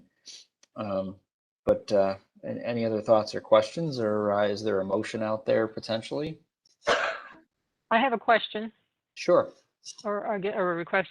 Would you maybe, Mark, can you show the rear photos of the current garage porch, just so that the commission might say something about why it's appropriate to remove this particular, just for the record, the porch that's there, that's only has the porch roof remaining. I think you Because cut out for a second, Connie. Why it's appropriate to? Why it would be appropriate to, why you're allowing demolition of this historic original part of the building, just for the record, so that I can put that in a note. Well, And actually, I was noting that the only part of it that's original is the roof and the fascia, it looks like. The rest is modern alterations. I just need it, because it is a demolition, so the commission needs to state why it's okay for it to go. I mean, at least from my standpoint, I don't know, Clyde or Jackie, you may have other opinions. For me, it's a non-primary elevation. I know it is the rear of the house. It sort of does exist along an alleyway. But I also think the most crucial thing here is the addition is what is probably also making this entire project viable. And we still have to be sort of realistic when an applicant is potentially breathing life into a structure by changing its viability and actually allowing them to do an entire project and move something forward. I think they've provided both in photographs as well as pretty thorough two-dimensional drawings, documentation of what is existing there today. And I think that's very important, that even when we have allowed an alteration, that thorough documentation has been at least made for file of what was there, so that should the reversal ever happen, at least photos exist in file, drawings exist in file, and we have something to go by. That's at least from my standpoint how that would be meaningful or the original historic fabric exists. I'll just note that we actually saw a case tonight of another multifamily project that similarly had a rear porch removed in order to allow for an addition to expand the project on site. So this is not an unprecedented approval that this commission does to align to what Joseph just said about making projects viable when the owner deems that it's the more viable way to expand the footprint of the structure. And I would also sort of support that when we have these requests, it's usually with projects that have evidence of financing or an ability to proceed, this applicant does indeed have all of those other things in line to be able to proceed. It's not advanced removal or, demolition of something and then coming to the commission later. This is being discussed up front. And secondarily, it's not sort of substantially like a sleeping porch or a multi-tier porch. It's a very much simplified structure that's severely compromised already. So I would also add that for the record purposes as well, which I think is an important piece of this. Okay, thank you. Is there potentially a motion by Clyde or Jackie that you may be able to add some conditions or staff recommendations in on that you could bring forward here? Jackie, why don't you go ahead on this one? So for this one, we want to approve. It sounds to me like we need the conditions that we're looking at are still final colors on railings and then light fixtures and doors. Am I remembering that correctly? Correct. Okay, very good. All right, recommend approval. Oh, did I miss something else? Oh, we talked about approving the railing tonight. I didn't hear all of your motions. So are we approving the railing tonight? With the condition that they come back to staff with a color. Okay. With a color scheme, correct? Or do you Yes. want them to come to the HRC, Joe? No, I think staff with an intent expressed here this evening, I think would be adequate. Stores, okay. And then also we're considering the rear will be a test case, yes? As well as the roof shingle. Shingle. And I am going to admit that I've already forgotten the name of this rear material. One of my architects. I think it's the wanna help me. AZAC soffit. And, yep. Soffit and AZACs. Eve and I think a molding profile as well. Eve? Yeah, it's on the soffit and fascia and the molding. Dave, is it anywhere else on this project? Or There's corner boards, there's a skirt board on the building. There's miscellaneous trim. The window trim is AZAC. Siding is Can I all just say AZACs? Yeah, Okay. I think yeah, absolutely. Absolutely. Excellent. Okay. In the case of HR 2106-18-48, sorry, HR 2106-18, 48 Parkwood Avenue, recommend approval with the following conditions, that the colors would come back to staff for review, that lights and doors cut sheets would come back for review, that shingles will be a test case, will be approved this evening, but as a test case, and that the AZEX used on the new addition on the rear of the building would also be a test case used in this property. and is there a second? I'll second. Okay. Is there any additional conversation? I will call then to vote. Jackie Barton, Yes. Clyde Henry. Yes. I, Joseph McCabe, vote yes. And I believe for record, by the way, at this point, I believe Stuart Gibney is not currently part of the meeting at the moment. He stepped away for a few minutes. Okay, so motion then passes. Thank you for coming in this evening. Thanks very much. And just continue to work with Connie to get in anything else you need to get in, and you can finish this one out pretty strong. We look forward to seeing this one done. Thanks very much. Thank you. Okay, next case is case number 10, HR-21-06-019, 1578 to 1580 Bryden Road, a project in the Bryden Road Historic District. Both applicant Daryl Allen, Columbus Deck Co. LLC, and Mr. Abadina, owner, I believe is also going to be here and available this evening. Are you both here, or one of you here to speak? If so, can you turn on your camera and just say hello to make sure you're here? Hello, I'm here. Baba Okay. Shambo.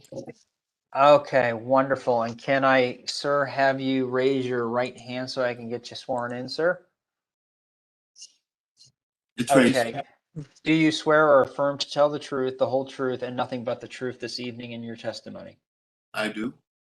And can you state your name, full name, and affiliation with the property for record?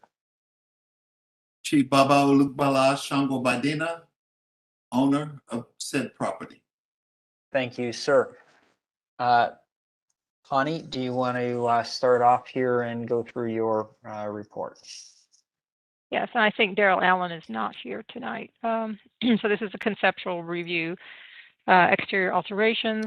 So a denial was issued on December 17, 2020 for demolition of a 2-story service and sleeping porch, painting of the rear exterior of the wall brick house brown, and a proposal to build new 3-story deck with pressure-treated lumber.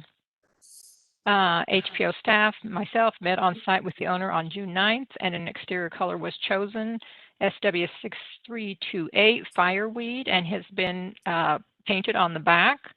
It may not be the perfect color, but you know, we tried to match up Sherwin-Williams colors to the brick as close as possible.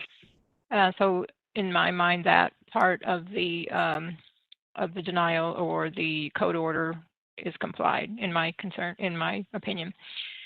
Columbus Deck Company has submitted conceptual level drawings for a new 2-story enclosed structure.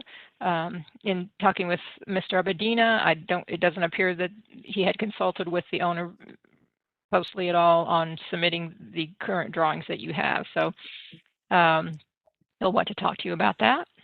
June 3rd business meeting comments on those drawings include that the proposal does not reflect the character of the original structure, which included 2 larger windows on each elevation.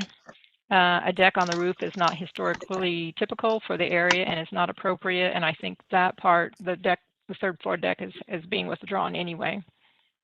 So again, this is just conceptual review. Okay, great. If we could turn this over to the applicant for some comments and his discussion of what's being proposed.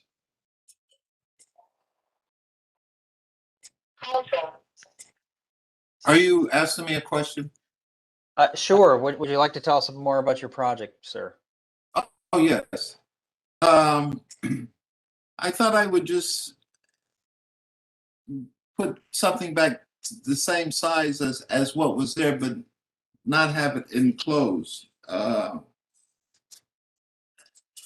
Due to, I don't think it needs to be enclosed. You call it a sleeping quarters. No one's sleeping there.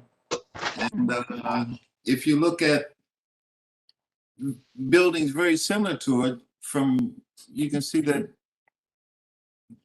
they've done theirs in a similar way. I don't know what restrictions or penalties you gave them, but I think the lady that came out to visit to help choose the paint, she witnessed these same structures also. So I don't want you to be selectively and imposing things, but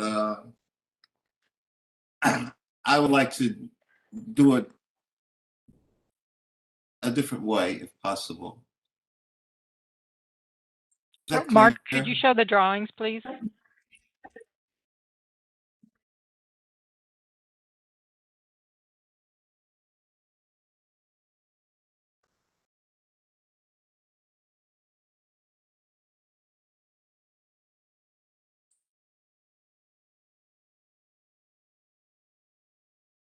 Thank you. So, Okay. Mr. Abedina, I don't know if you're aware, but this is what staff had received, which does show sort of an enclosed first floor and an enclosed second floor and a third floor deck then, which then, you said you'd like to maybe not do the enclosure. I think what we need is something that reflects what your intent actually is. And more than just say a rough framing plan like this, it ought to be a drawing that actually shows architectural trims and moldings and measured dimensions, handrails for the railings, any exterior light fixtures you're choosing, and then even addressing some of maybe the initial commentary that we gave would be applicable. But can you guide us through at least some ideas so we can help guide you conceptually on what you're thinking may be different from what is submitted here by either you or your contractor? Yes, I can agree to this. This is my first time actually seeing this actual drawing. My contractor, I gave him a $2,000 deposit over a year ago, and he's probably hasn't contacted me 3 times since then, and not to let me know what's going on with you or whatnot. So I'm asking for extension to get with the contractor so we can come up with a new drawing that that will give you what you're asking for, clarity of what I propose to have put there, I think we have no problem continuing your application and your request in your case to the next meeting, or as may be necessary or needed for you to come up with a comprehensive or a complete package. Do you see that there may be value in talking about whether you'd like to do an open porch versus originally there was what was called typically a sleeping porch. Bryden Road has a lot of these sleeping porches extant on the rears of the houses. But maybe this is also a time for you to talk through, do you want a third floor deck? Are you looking to do, are you willing to put back the original sleeping porch configuration, or are you just looking to sort of do an open porch configuration here? And then at least maybe you can take the temperature here of the other commission members about whether that's applicable or acceptable to consider as a solution here this evening. Yes, that would be very good. I would propose to put not a sleeping quarter, but just the 2 stories, not the third deck, and have it open with ratings around it. Just to give them something to come out and, relate to nature, look at the beautiful backyard with the peach trees and the grapes and the figs and the flower gardens. But I'm not trying to put sleeping quarters out there. I might have to raise their rent. And I think, it's that may be that term. It's just a historic term. It doesn't mean it's what people. It was a porch basically, and people believed in sleeping in the out of doors and having their windows open or sleeping outside, even if it was in the wintertime. So that's just a historic term. Doesn't necessarily mean that you're going to have like a bedroom out there. But Mark, could you please go to the photo? It's just a Google that shows what it looked like before it was torn down, right there. So this is what the commission is going to be looking at and basing their opinions on as to what should be returned. And Connie, based on a little bit of analysis of this photo, is this safe to say that potentially even in this case, what kind of throws me off here in this scenario is the bottom almost looks like a porch that's just been later boxed in. I can't ascertain whether the second floor was actually original or not, or was a sleeping. Was it an open porch ever, or maybe it just didn't exist? It was just a 1-story little addition. Do you have any read on that? If you zoom in on that, there's like a flat roof first story porch, and then it almost looks like a second story has been built on top of it. at Yes, another I agree. date. I think I- So I think there's a gutter there. There's yeah, a I was gonna gutter say that was added on.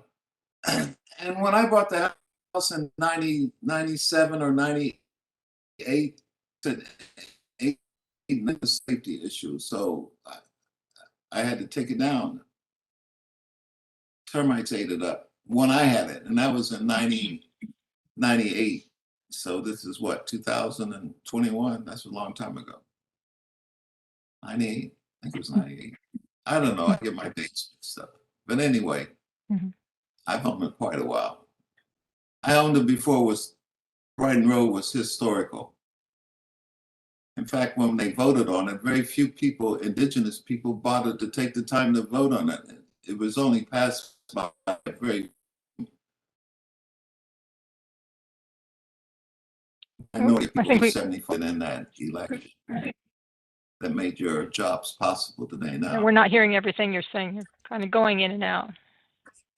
Oh, I'm sorry. I don't know what to do. Mhm. Can you hear me now? yes. Yes. Mhm. Okay, good. So yes, that second part was added on because the first part is a roof and it has the downspout. Has a downspout right there. There's a downspout. Can you see my arrow?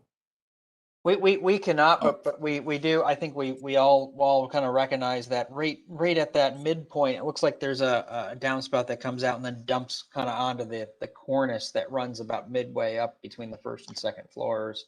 so in the Um, so in the interest of And since I've time, had the house, I've taken down the 4 chimneys and re-bricked them back up because they were about to Oh, fall over the alley. So I've done that. I've insulated, I put all new plumbing, all new electric. Yeah, it's been remodeled. So I guess in make this a- case, maybe what the applicant can do is come back to us with a set of drawings of what you'd like to propose. I think this is some valuable conversation here because I think what we're maybe realizing is that maybe there was just a 1-story porch here, or maybe it was just an open porch on the second floor. And if you can come back with something that reflects a drawing of really what you want to build, but make sure it includes railing details and trim corners and moldings and how, what your actual plans are, and shows us some context of how it connects to the house. But I'm sure staff, Connie, can provide you an example of a set of drawings that has been approved that shows a lot of these details. Not that you can reuse those, but it definitely could show a comprehensive package maybe. I think there's some willingness here that if you submit a full comprehensive package, we could then at least evaluate this to the next level, and be able to make a decision. I don't think we have anything here beyond this though this evening to be able to provide you any further advice though. Clyde, do you have any comments or anything? I could certainly be supportive, I think, of a rebuilding of the porch, without the windows on the second floor and open railing up there. The proportions and the scale should, I think, be similar to what we're seeing in the photograph. And again, we need to see the details of the railings and how it's going to actually look. Then I would maybe make or have or suggest somebody make a motion maybe to just continue this so that the applicant has time to work with staff and his contractor and maybe an architect on putting together a package for review. so moved. I'll second. Okay, great, wonderful. Any other further discussion? If none, then we're going to take a vote here. Clyde Henry, Yes. Jackie Barton, Yes. and I, Joseph McCabe, vote yes as well. Thank you, sir, for coming in this evening. Continue to work with staff diligently to get a package in, and we can help give you some final feedback and approve a final plan. Okay, I thank you very much for your time and energy. I'm looking forward to working with you in the future. And if you could please send me the copy of the porch that you will approve, and also the information to get in contact with my contractor, if you could. Thank you very much. Have a blessed evening. okay. Thank you. Thank you. Odabo. Mhm. Hey guys, I have till about 6:30, so Okay. Okay, well, we we've can got, boogie, we've that'd be got two good. more here, so let's move to case number 11, HR-21-06-020, 380 East Town Street and the East Town Street Historic District. I believe we would have Megan Dixon with Midland Architecture and Mark Sweeney and Abigail McLean, owners, possibly here. It looks like at least the owners are on the line. So if you could turn on your camera and just confirm you are here.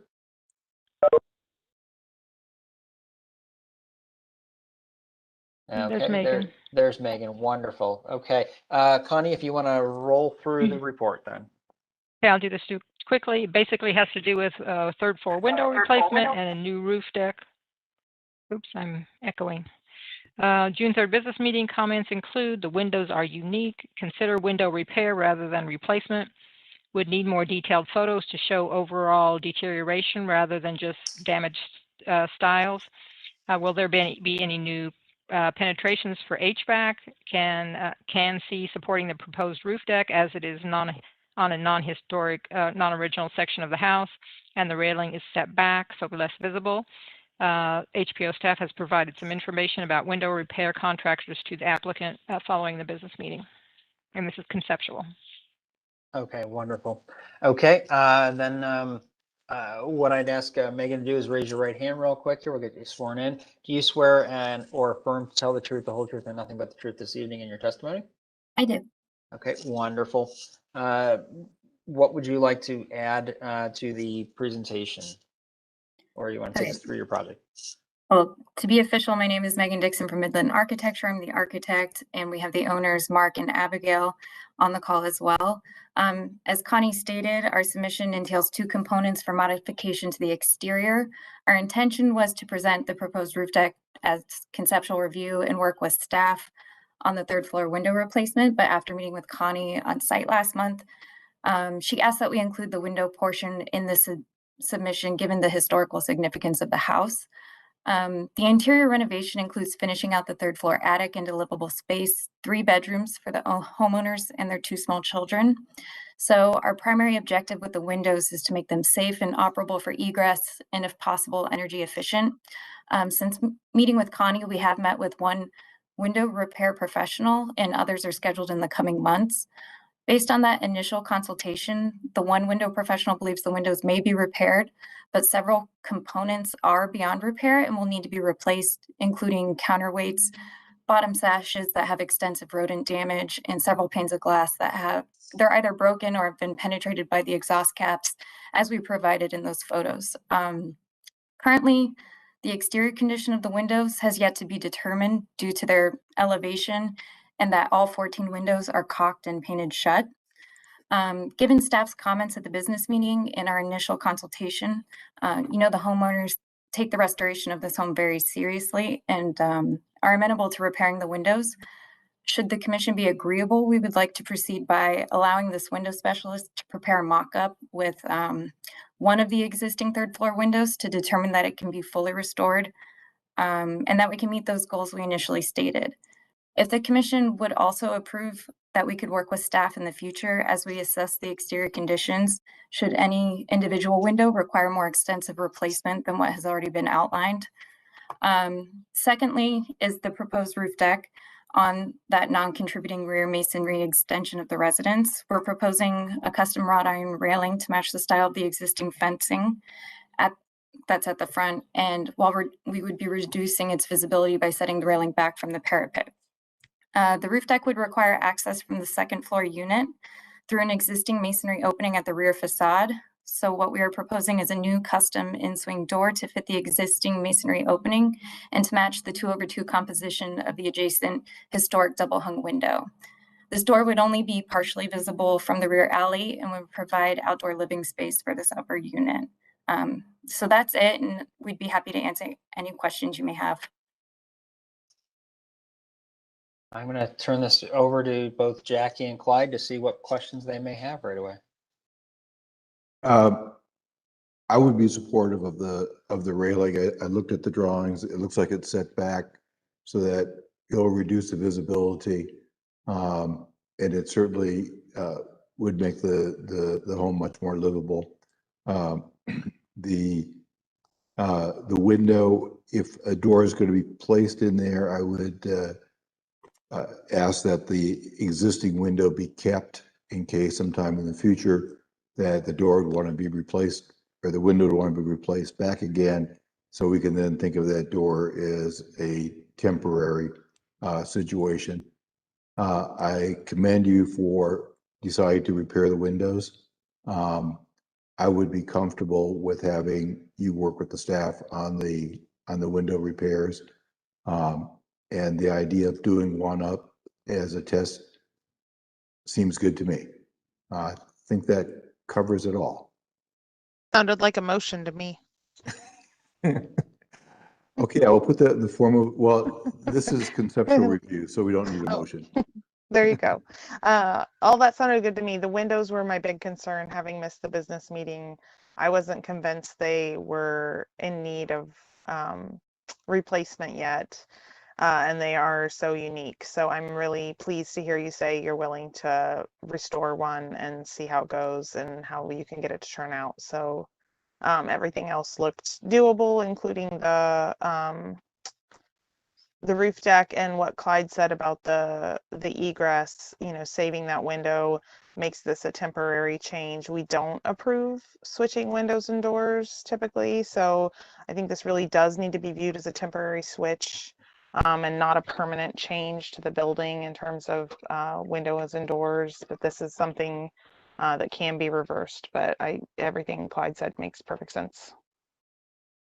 And just for my own gratification here, Connie, because it's an applicant with a request and they proposed conceptually to do one window as a test case, can we take action on simply approving that one window test case and then working with you? And then if that ends up being successful, that we then authorize tonight their ability to work with you on all of the windows being rebuilt? Sure, if the, based on the positive discussion and comments from the commission, if the applicant wants to request changing it to any part of this from conceptual to request for action, they can do that. And if the commission thinks it's appropriate, make those motions. And I think the applicant is actually on. If the applicant wants to unmute themselves, I can swear you in. You can also additionally comment if interested. If you could both raise your right hands. Do you affirm to tell the truth in your testimony this evening before the commission? Yes.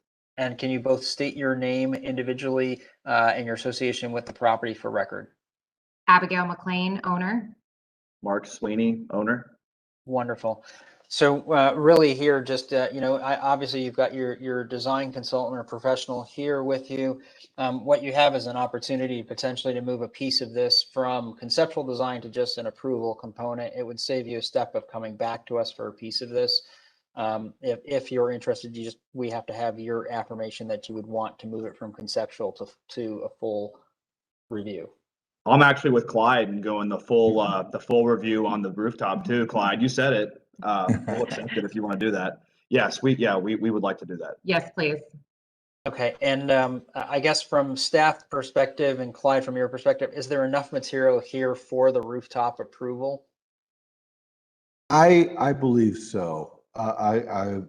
Because it was a conceptual review, I didn't go into it in super detail, but I think that there's certainly enough there that with staff approval of any details, I'd be comfortable with that. Do you need details on the wrought iron railing or? How about this? What I would maybe recommend is entertaining a motion this evening on the windows, and then letting the applicant continue the roof deck. And if you can get those details to staff prior to June 25th, then at our next business meeting, we could potentially review it and move that to staff approval as well. Sure, I would think that you would want a detail of the railing as well as a cut sheet for the door. Yes. Provide to staff. Yes. Right, and any information about how that door, existing window framing or whatever might be affected or not affected by changing it to a door. And if there's any lighting up there, include any lighting fixtures or lighting systems that you plan to be putting in. So why don't we break this then into two? If I could have a motion for the windows first and then a motion to continue the rooftop piece for the applicant so they can get information into Connie. Sorry, take that back. I guess we could leave the second piece of that conceptual review so they can just submit their materials. I guess there's no No need to motion continue. on the second piece, but if I can have a motion at least for the windows to advance that forward. In the case of HR 21-06-020, 380 East Town Street, motion to approve the repair of the third floor windows, one window as a test case, and to be coordinated with staff. I'll second that. Is that happy enough for you? Does that work for you, Joe? You've always got details. Yep. What I would just recommend is you amend your motion that if the rebuilding of the one window is successful, that staff be able to then further staff approve the remaining windows being rebuilt. So amended. So seconded. Okay. Any further discussion? Hearing none. Clyde Henry, Aye. Jackie Barton, Aye. Joseph McCabe also vote yes. Thank you for coming in this evening. And do you feel you have enough info to advance your next piece of this to staff then? Yes. Do you guys need to vote on the roof deck as well? It's conceptual right now, so as long as you bring us the package in before the 25th, we can have it as part of our next business meeting. And then we can decide whether it needs to come back to the commission or just gets bounced to staff approval if it's applicable, packaged up enough. Okay, perfect. Thank you. Thanks for coming in this evening. Thank you. Thanks, everybody.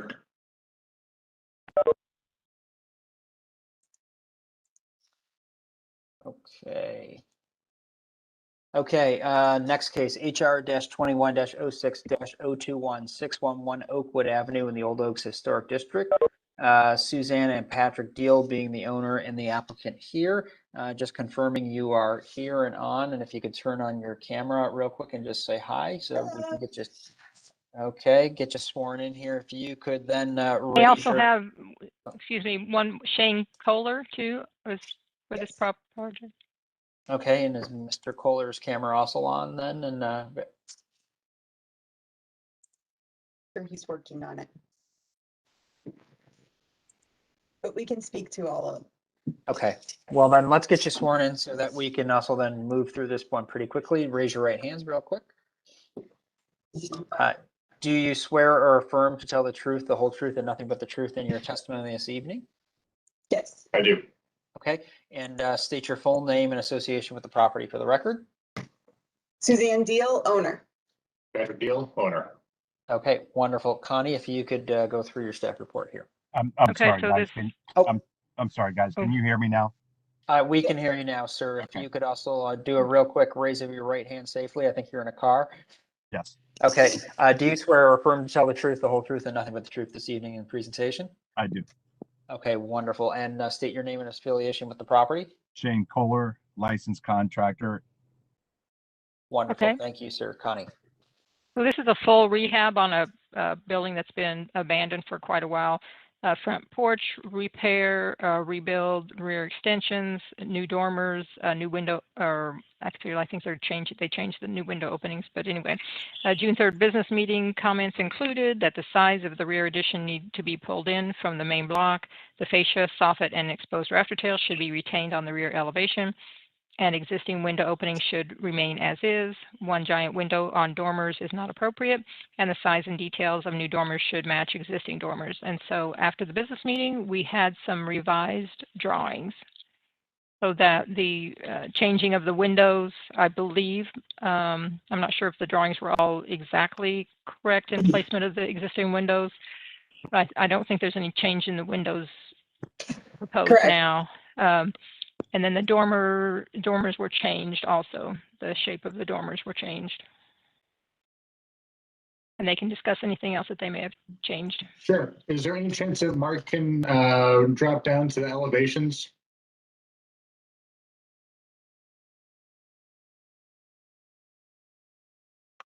The new ones I are. think it's, yeah, at the very end.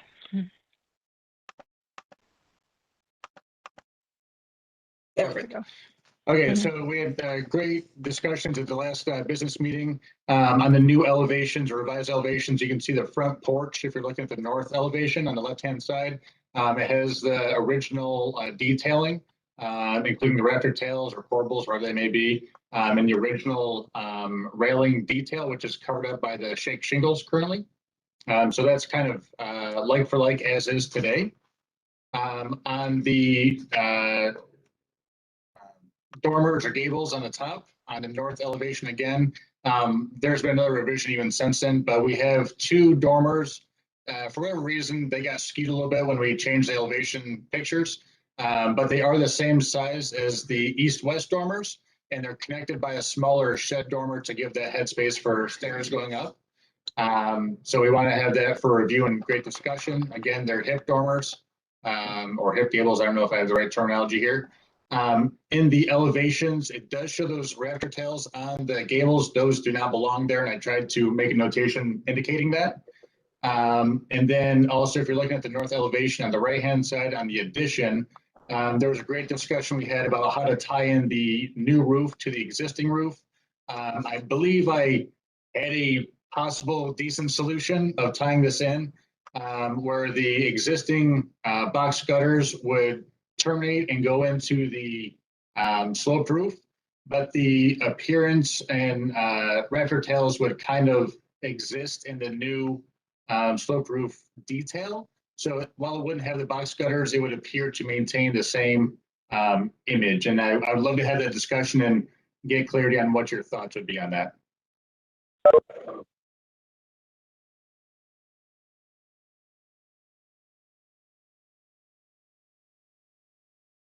We want to start with the architects here, with Clyde and Jackie. Get your important feedback here, or have we lost Jackie? Yeah, I think the dormers look workable. I'm wondering about the little shed roof as to why it comes in underneath the. Yeah, it shouldn't, and I have a revised drawing of that where it connects up at the top, very similar to a Nantucket dormer does, where it looks much more appropriate, whereas the elevation there you're looking at doesn't reflect that. So I do have a revision there. Good. So you've got that. Yeah, I like the way the box cutters tie in. I think you're heading in the right direction. I could see supporting this. Yes.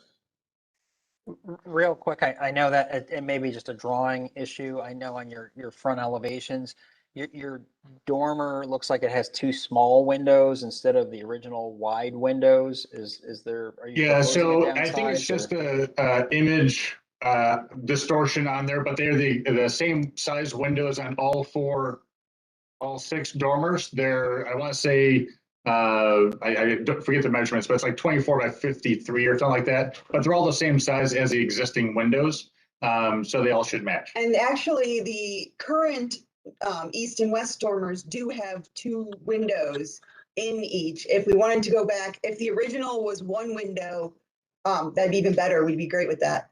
I think when you look at your photos though, they're windows that pretty much run from like corner to corner on those. There's not much front face. They're almost like when you look at the front elevation of your dormer, it's two big windows. And right now your front dormer that shows here is like two tiny little narrow windows. Oh, I see. Yeah. Yeah, we can try and get those adjusted on the elevations to be a little more accurate. We gave them a very tight turnaround since the last meeting, so there's a little bit of a push. Yeah, so I think what's important kind of as your next step is to make sure that you've got accurate trims around windows, heads and sills shown everywhere correctly. That you have your dormers shown correctly, because it's the package that we're approving is what you're judged against by the a code inspector or an official of the preservation office later on. I think you're headed in the right direction. We just need you to get there to that next level. But I think you're headed towards an okay direction. I think cleaning up the relationship between those two smaller dormers and how that kind of is going to trim out detail wise, material wise, and how that comes together is going to be important. But I think you're on a path to going the right direction at this point. Perfect. Great. Anything you can do to expedite things, and think about all the little details you may have heard about tonight, doors, light fixtures, cut sheets for anything and everything you can think of is probably appropriate to submit. That way. Yeah, we should have all the cut sheets in a week or so by the 25th. Hopefully. And get the drawings really accurate because Yeah. Right now you're showing lap siding and you've got shake on the house, so that's got to be clarified. But a lot of the window trims are all missing, and you've really got to have that shown and accurately represented on your drawings. Perfect. Okay. Connie, any other comments or thoughts that you'd like us to walk through? I'm not sure if you said this before about, if there were comments before about the demolition of the rear pieces. Did you have any comments about that? There's no issues with that, or there are issues with that, or just again for the record, so that, we want to make sure you discuss that. Yeah, I guess I'm still sort of struggling with what do we have existing there on the back corner of the house? It looks like a quasi sort of potential porch in that corner. Mm-hmm. Yeah, there's a back porch that seemed to have been enclosed at some point. There was also a 8x12 addition put on to the south side of the back wall. And we're using that 8x12 addition as sort of the jumping off point for the larger addition to increase the living space within the house. I think what we need to do here is probably, the later addition is probably the one that nobody probably has concern about removing. I think for us, it's going to be documentation of what you have in order to make a decision about removal of the porch, especially if that's a window enclosed sort of first floor sleeping porch or some kind of configuration. I don't feel like you have enough adequate documentation about what is already there. And that can be done with, take the plywood off the windows, get some good pictures of inside and outside what's happening on that back corner, some good detail shots if you can get a drawing put together of what is there. So we can have a dialogue about removing or altering that. I don't feel comfortable giving direction on that at this time. And I don't know if there's any way as you're looking at it, if you can incorporate saving any of that original corner, if you will, or not, or being able to even mimic it in your newer edition, which kind of seems to engulf, I think, the original footprint. Yep. So on the addition, we plan on incorporating the original window openings and just pulling them forward on the addition face. So they'd be very similar in placement. We'd probably align them vertically so they were visually more appealing. But there's, the same window openings on the addition than there are in the original. Okay. If you could provide us just more documentation of what's actually happening on that bottom left corner of the house, existing windows, et cetera, that are there, I think that would help. Yeah. Clyde, do you agree on that? Yes. But certainly going in the right direction. But again, we need accurate drawings. We need details on it. So much And better. If you heard the one of the previous discussions, make sure that the addition is the same height. The foundation comes out of the ground the same as the original building, so that the foundation isn't higher than the original. Yep, absolutely.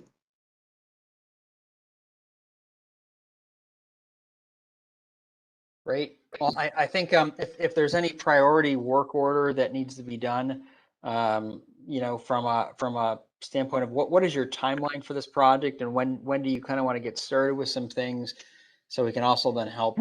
It looks like you've got a bigger project here, and maybe there's a way that, you know, I don't know, if you've got a thorough package in some regards on bits and pieces, that maybe, you know, if your windows are a long lead time, maybe we can help you get your windows on your main house advanced as a package on some elevations, or, you know, something to just food for thought to think about here. You know, if it's Sure. starting to rebuild the front porch or something, that I don't know what your contractor's timeline is as well. Sure. So going on timeline and priority, the foundation is the first priority for the house. And to get to the foundation, we need to remove the bottom portion of the front porch to be able to access it, because we need to excavate the dirt to get down to it. Same thing on the rear side. It's, you know, underneath that one porch that's enclosed. So we need to get rid of that so we can get down to the basement to fix the foundation to start this project. As far as windows, we're working on cut sheets on those. Obviously on all the original openings. So we should be able to have, I hope, something for the next meeting to discuss on windows, for at least the main portion of the house. They may not be fully vetted for the third floor gables and dormers, but for the main portion of the house, that should be good. But if there's any way we can get the ability to start with the demo so that we can get that foundation fixed, because that's one of the larger portions of this project. The east and west walls need to be completely replaced of the foundation.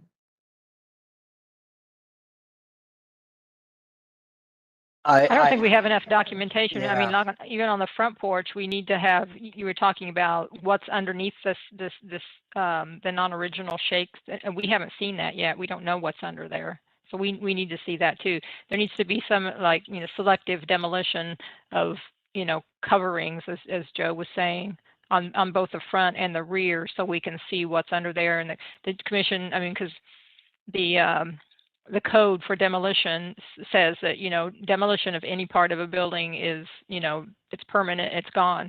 So we have to require documentation so that the commission can say this is specifically why we're allowing demolition of this porch or this addition or this building altogether. So that's just something, a process we have to go through. If we, go ahead. And I could come out there again to you, if you get, you know, some of the stuff taken off, if you need to uncover windows and then cover them back up, you know, I can come out there and we can look at things more closely. We've been out there before, but maybe but you hadn't removed any exterior materials yet. Hey, I'm gonna butt in here real fast, Connie. What I've never worked with you before. How soon and how do we go about doing that? To go ahead and uncover some of the stuff so you can see the shiplap siding underneath the shakes, the foundation of the front porch, and what's original, what's not on the rear porch, so we can move forward to demo. Yeah, I mean, in my opinion, if the commission agrees, if I'm going to come out and look at it, you know, do some now. Don't take an entire side of the elevation off or whatever, but do some selective demolition. Yes. And maybe be prepared when I'm there to take off another board or two or whatever. Yes. Because you want the goal is to take off the non-original shake and yes, reveal the siding beneath. So that's a goal that we all want. So yeah, taking off the non-original is not a problem. Yeah. Just don't get ahead of yourself. Yeah, I'm sorry. I think I said shiplap. I meant Dutch lap. It's actually Dutch lap underneath the shake. Okay. And then just to give you a little bit of, I know we don't have no pictures or anything like that, but the front porch is actually cinder block being held up by cinder block underneath. Okay. And then the rear, we'll get more pictures. We'll select demo on that, get more pictures, and see if I can't get down to see what's original and what's not. And then hopefully we can have you out.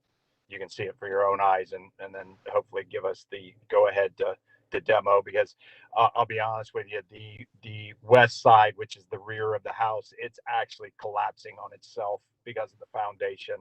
So what we would like to do is get to that as soon as possible to secure the house.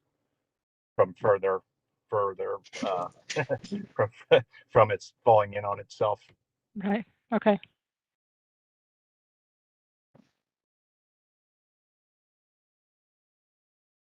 Yeah, and Connie, when you're out there, also like, you know, is the existing front porch roof to remain, or are you proposing taking that off as well? I'll speak on that. So originally we were going to demo it, but after further review, we would like to keep it original and then just replace the flooring, the decking, the foundation under the porch. Because like I said, it's cinder block, so that's obviously not gonna fly. So we'll put it up on stilts, keep the roof, demo the flooring and the foundation of it, rebuild it, and keep because the actual original corbels and stuff on the front porch are original. They are the corbels on the house. I do not think are original. So I would like to see the actual porch itself definitely be preserved as is. Yeah, I would agree with that 100%. And maintaining enough original material when in good condition is the key here. I also think that in order to do the foundation package, obviously Connie needs some additional information. We probably need to see a section through there, what your footer looks like, all those good things. I think that you're going to need to get a building permit. Additionally, I think we need to know whether, you know, if this is a poured in place, you know, foundation, is it block, what the block is, how are you treating the face of the block, if there's any treatment on that face. You know, you're going to need a full technical set of details here to get you to the next level, but we're going to care about how sort of the block looks on the outside.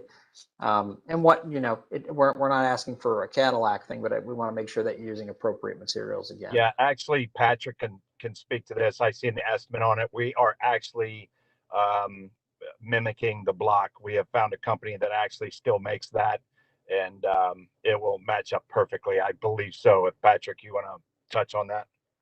Yeah, so there's a historic block company out of Indiana that does match the historic facing of the blocks. So it's an 8x8x16 cinder block with the textured face to match historic. And I sent them a picture of what we have, and they gave us a quote back.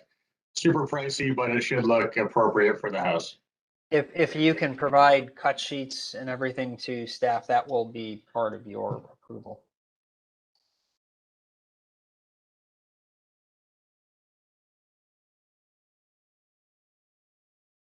Okay. I think that's Any all other the comments? I have. Okay. And that's all the commissioners we have. So I guess we look forward to the next step in this, and you know, we'll see you back here again shortly then. Great, thank you. Appreciate it. Thank you. See you. Mr. Chair, do we need to move to continue for 699 Oakwood? Yeah, we do need to do that. We do indeed need to do that. In this case, Connie, because we're down to the chair and one commissioner.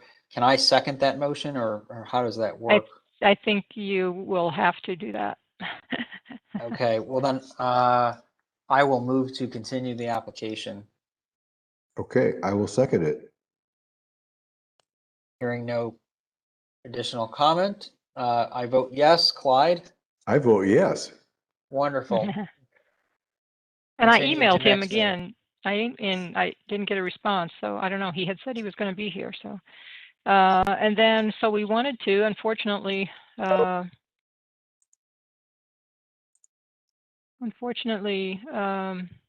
Jackie Barton is gone, because I wanted to say thank you, Jackie. This is her last meeting. She, you know, her term was up, and she decided not to submit her renewal to remain on the commission. So, okay. Oh, can you tell her I'm sleepy? Could we do some thank type you of anyway. resolution thanking her? Well, you can is do that that, not done? definitely. You can definitely do that. It takes a few more years on the commission for that to come from a higher level, but you certainly could do that.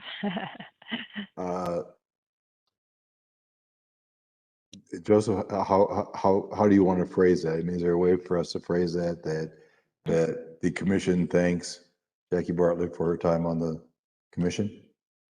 I would agree that I think we need to provide just a letter of thank you from the commission that acknowledges her term and time with the commission and thanks her for her public service. Agree. I think that would work great. Short and Are simple. you going however, to draft that, Joe? I can gladly do that, and then perhaps I can just forward that to you to be included in the next business meeting for ultimately other commissioners' consent to the Okay. language if that's appropriate. Sounds great. Okay, are we ready to? Maybe just a real quick, before we totally adjourn, I know it's not on an agenda, but new business item. And I have asked, or I have reached out to both Mark Dervillis and Jamie to discuss appointment of new commissioners because we're already down, and I have asked or requested a meeting to expedite that because we're kind of in a crunched position with not having commission members, and I have yet to hear a proposed date and time. So I have made that request. Where are we currently standing with the brewery district? Because there was a plan in place that some of those members would be asked to join this commission if they were folded into ours. Is that still happening? Well, again, that's probably something you should discuss with my supervisor, James Goodman, but at this time, new commissioners will be appointed to the Brewery District Commission. Although the ultimate plan, I think, will still go forward in the future, but I can't give you a timeline of that. Okay, so then we also need new commissioners or some additional commissioners. Because they are down to 4 too. They just had someone resign from after being on for 25 years or whatever. Okay. I was going to say, I did not know of that plan, but I'm sure I'll be apprised of it once. But I did want to make you aware that I'm waiting on Mr. Goodman and Mr. Dervillis at this point. Okay. Okay. Well, with just 2 of you here, and Stuart's going to join back in, and we're going to be gone here. But I will just say that we are adjourning at 8:45 p.m. I don't think we need a motion with just 2 of you here. 6:45 for the record, not 8:45. What did I say? 45. I know. It feels like 8:45 at this point. As Jackie was said in the past, once you're on these Zoom meetings or whatever for a certain amount of time, you started, your brain starts to go. And thank you for your patience with me as first time chair through this rodeo here. Excellent. You did a great job. Excellent job. Congratulations.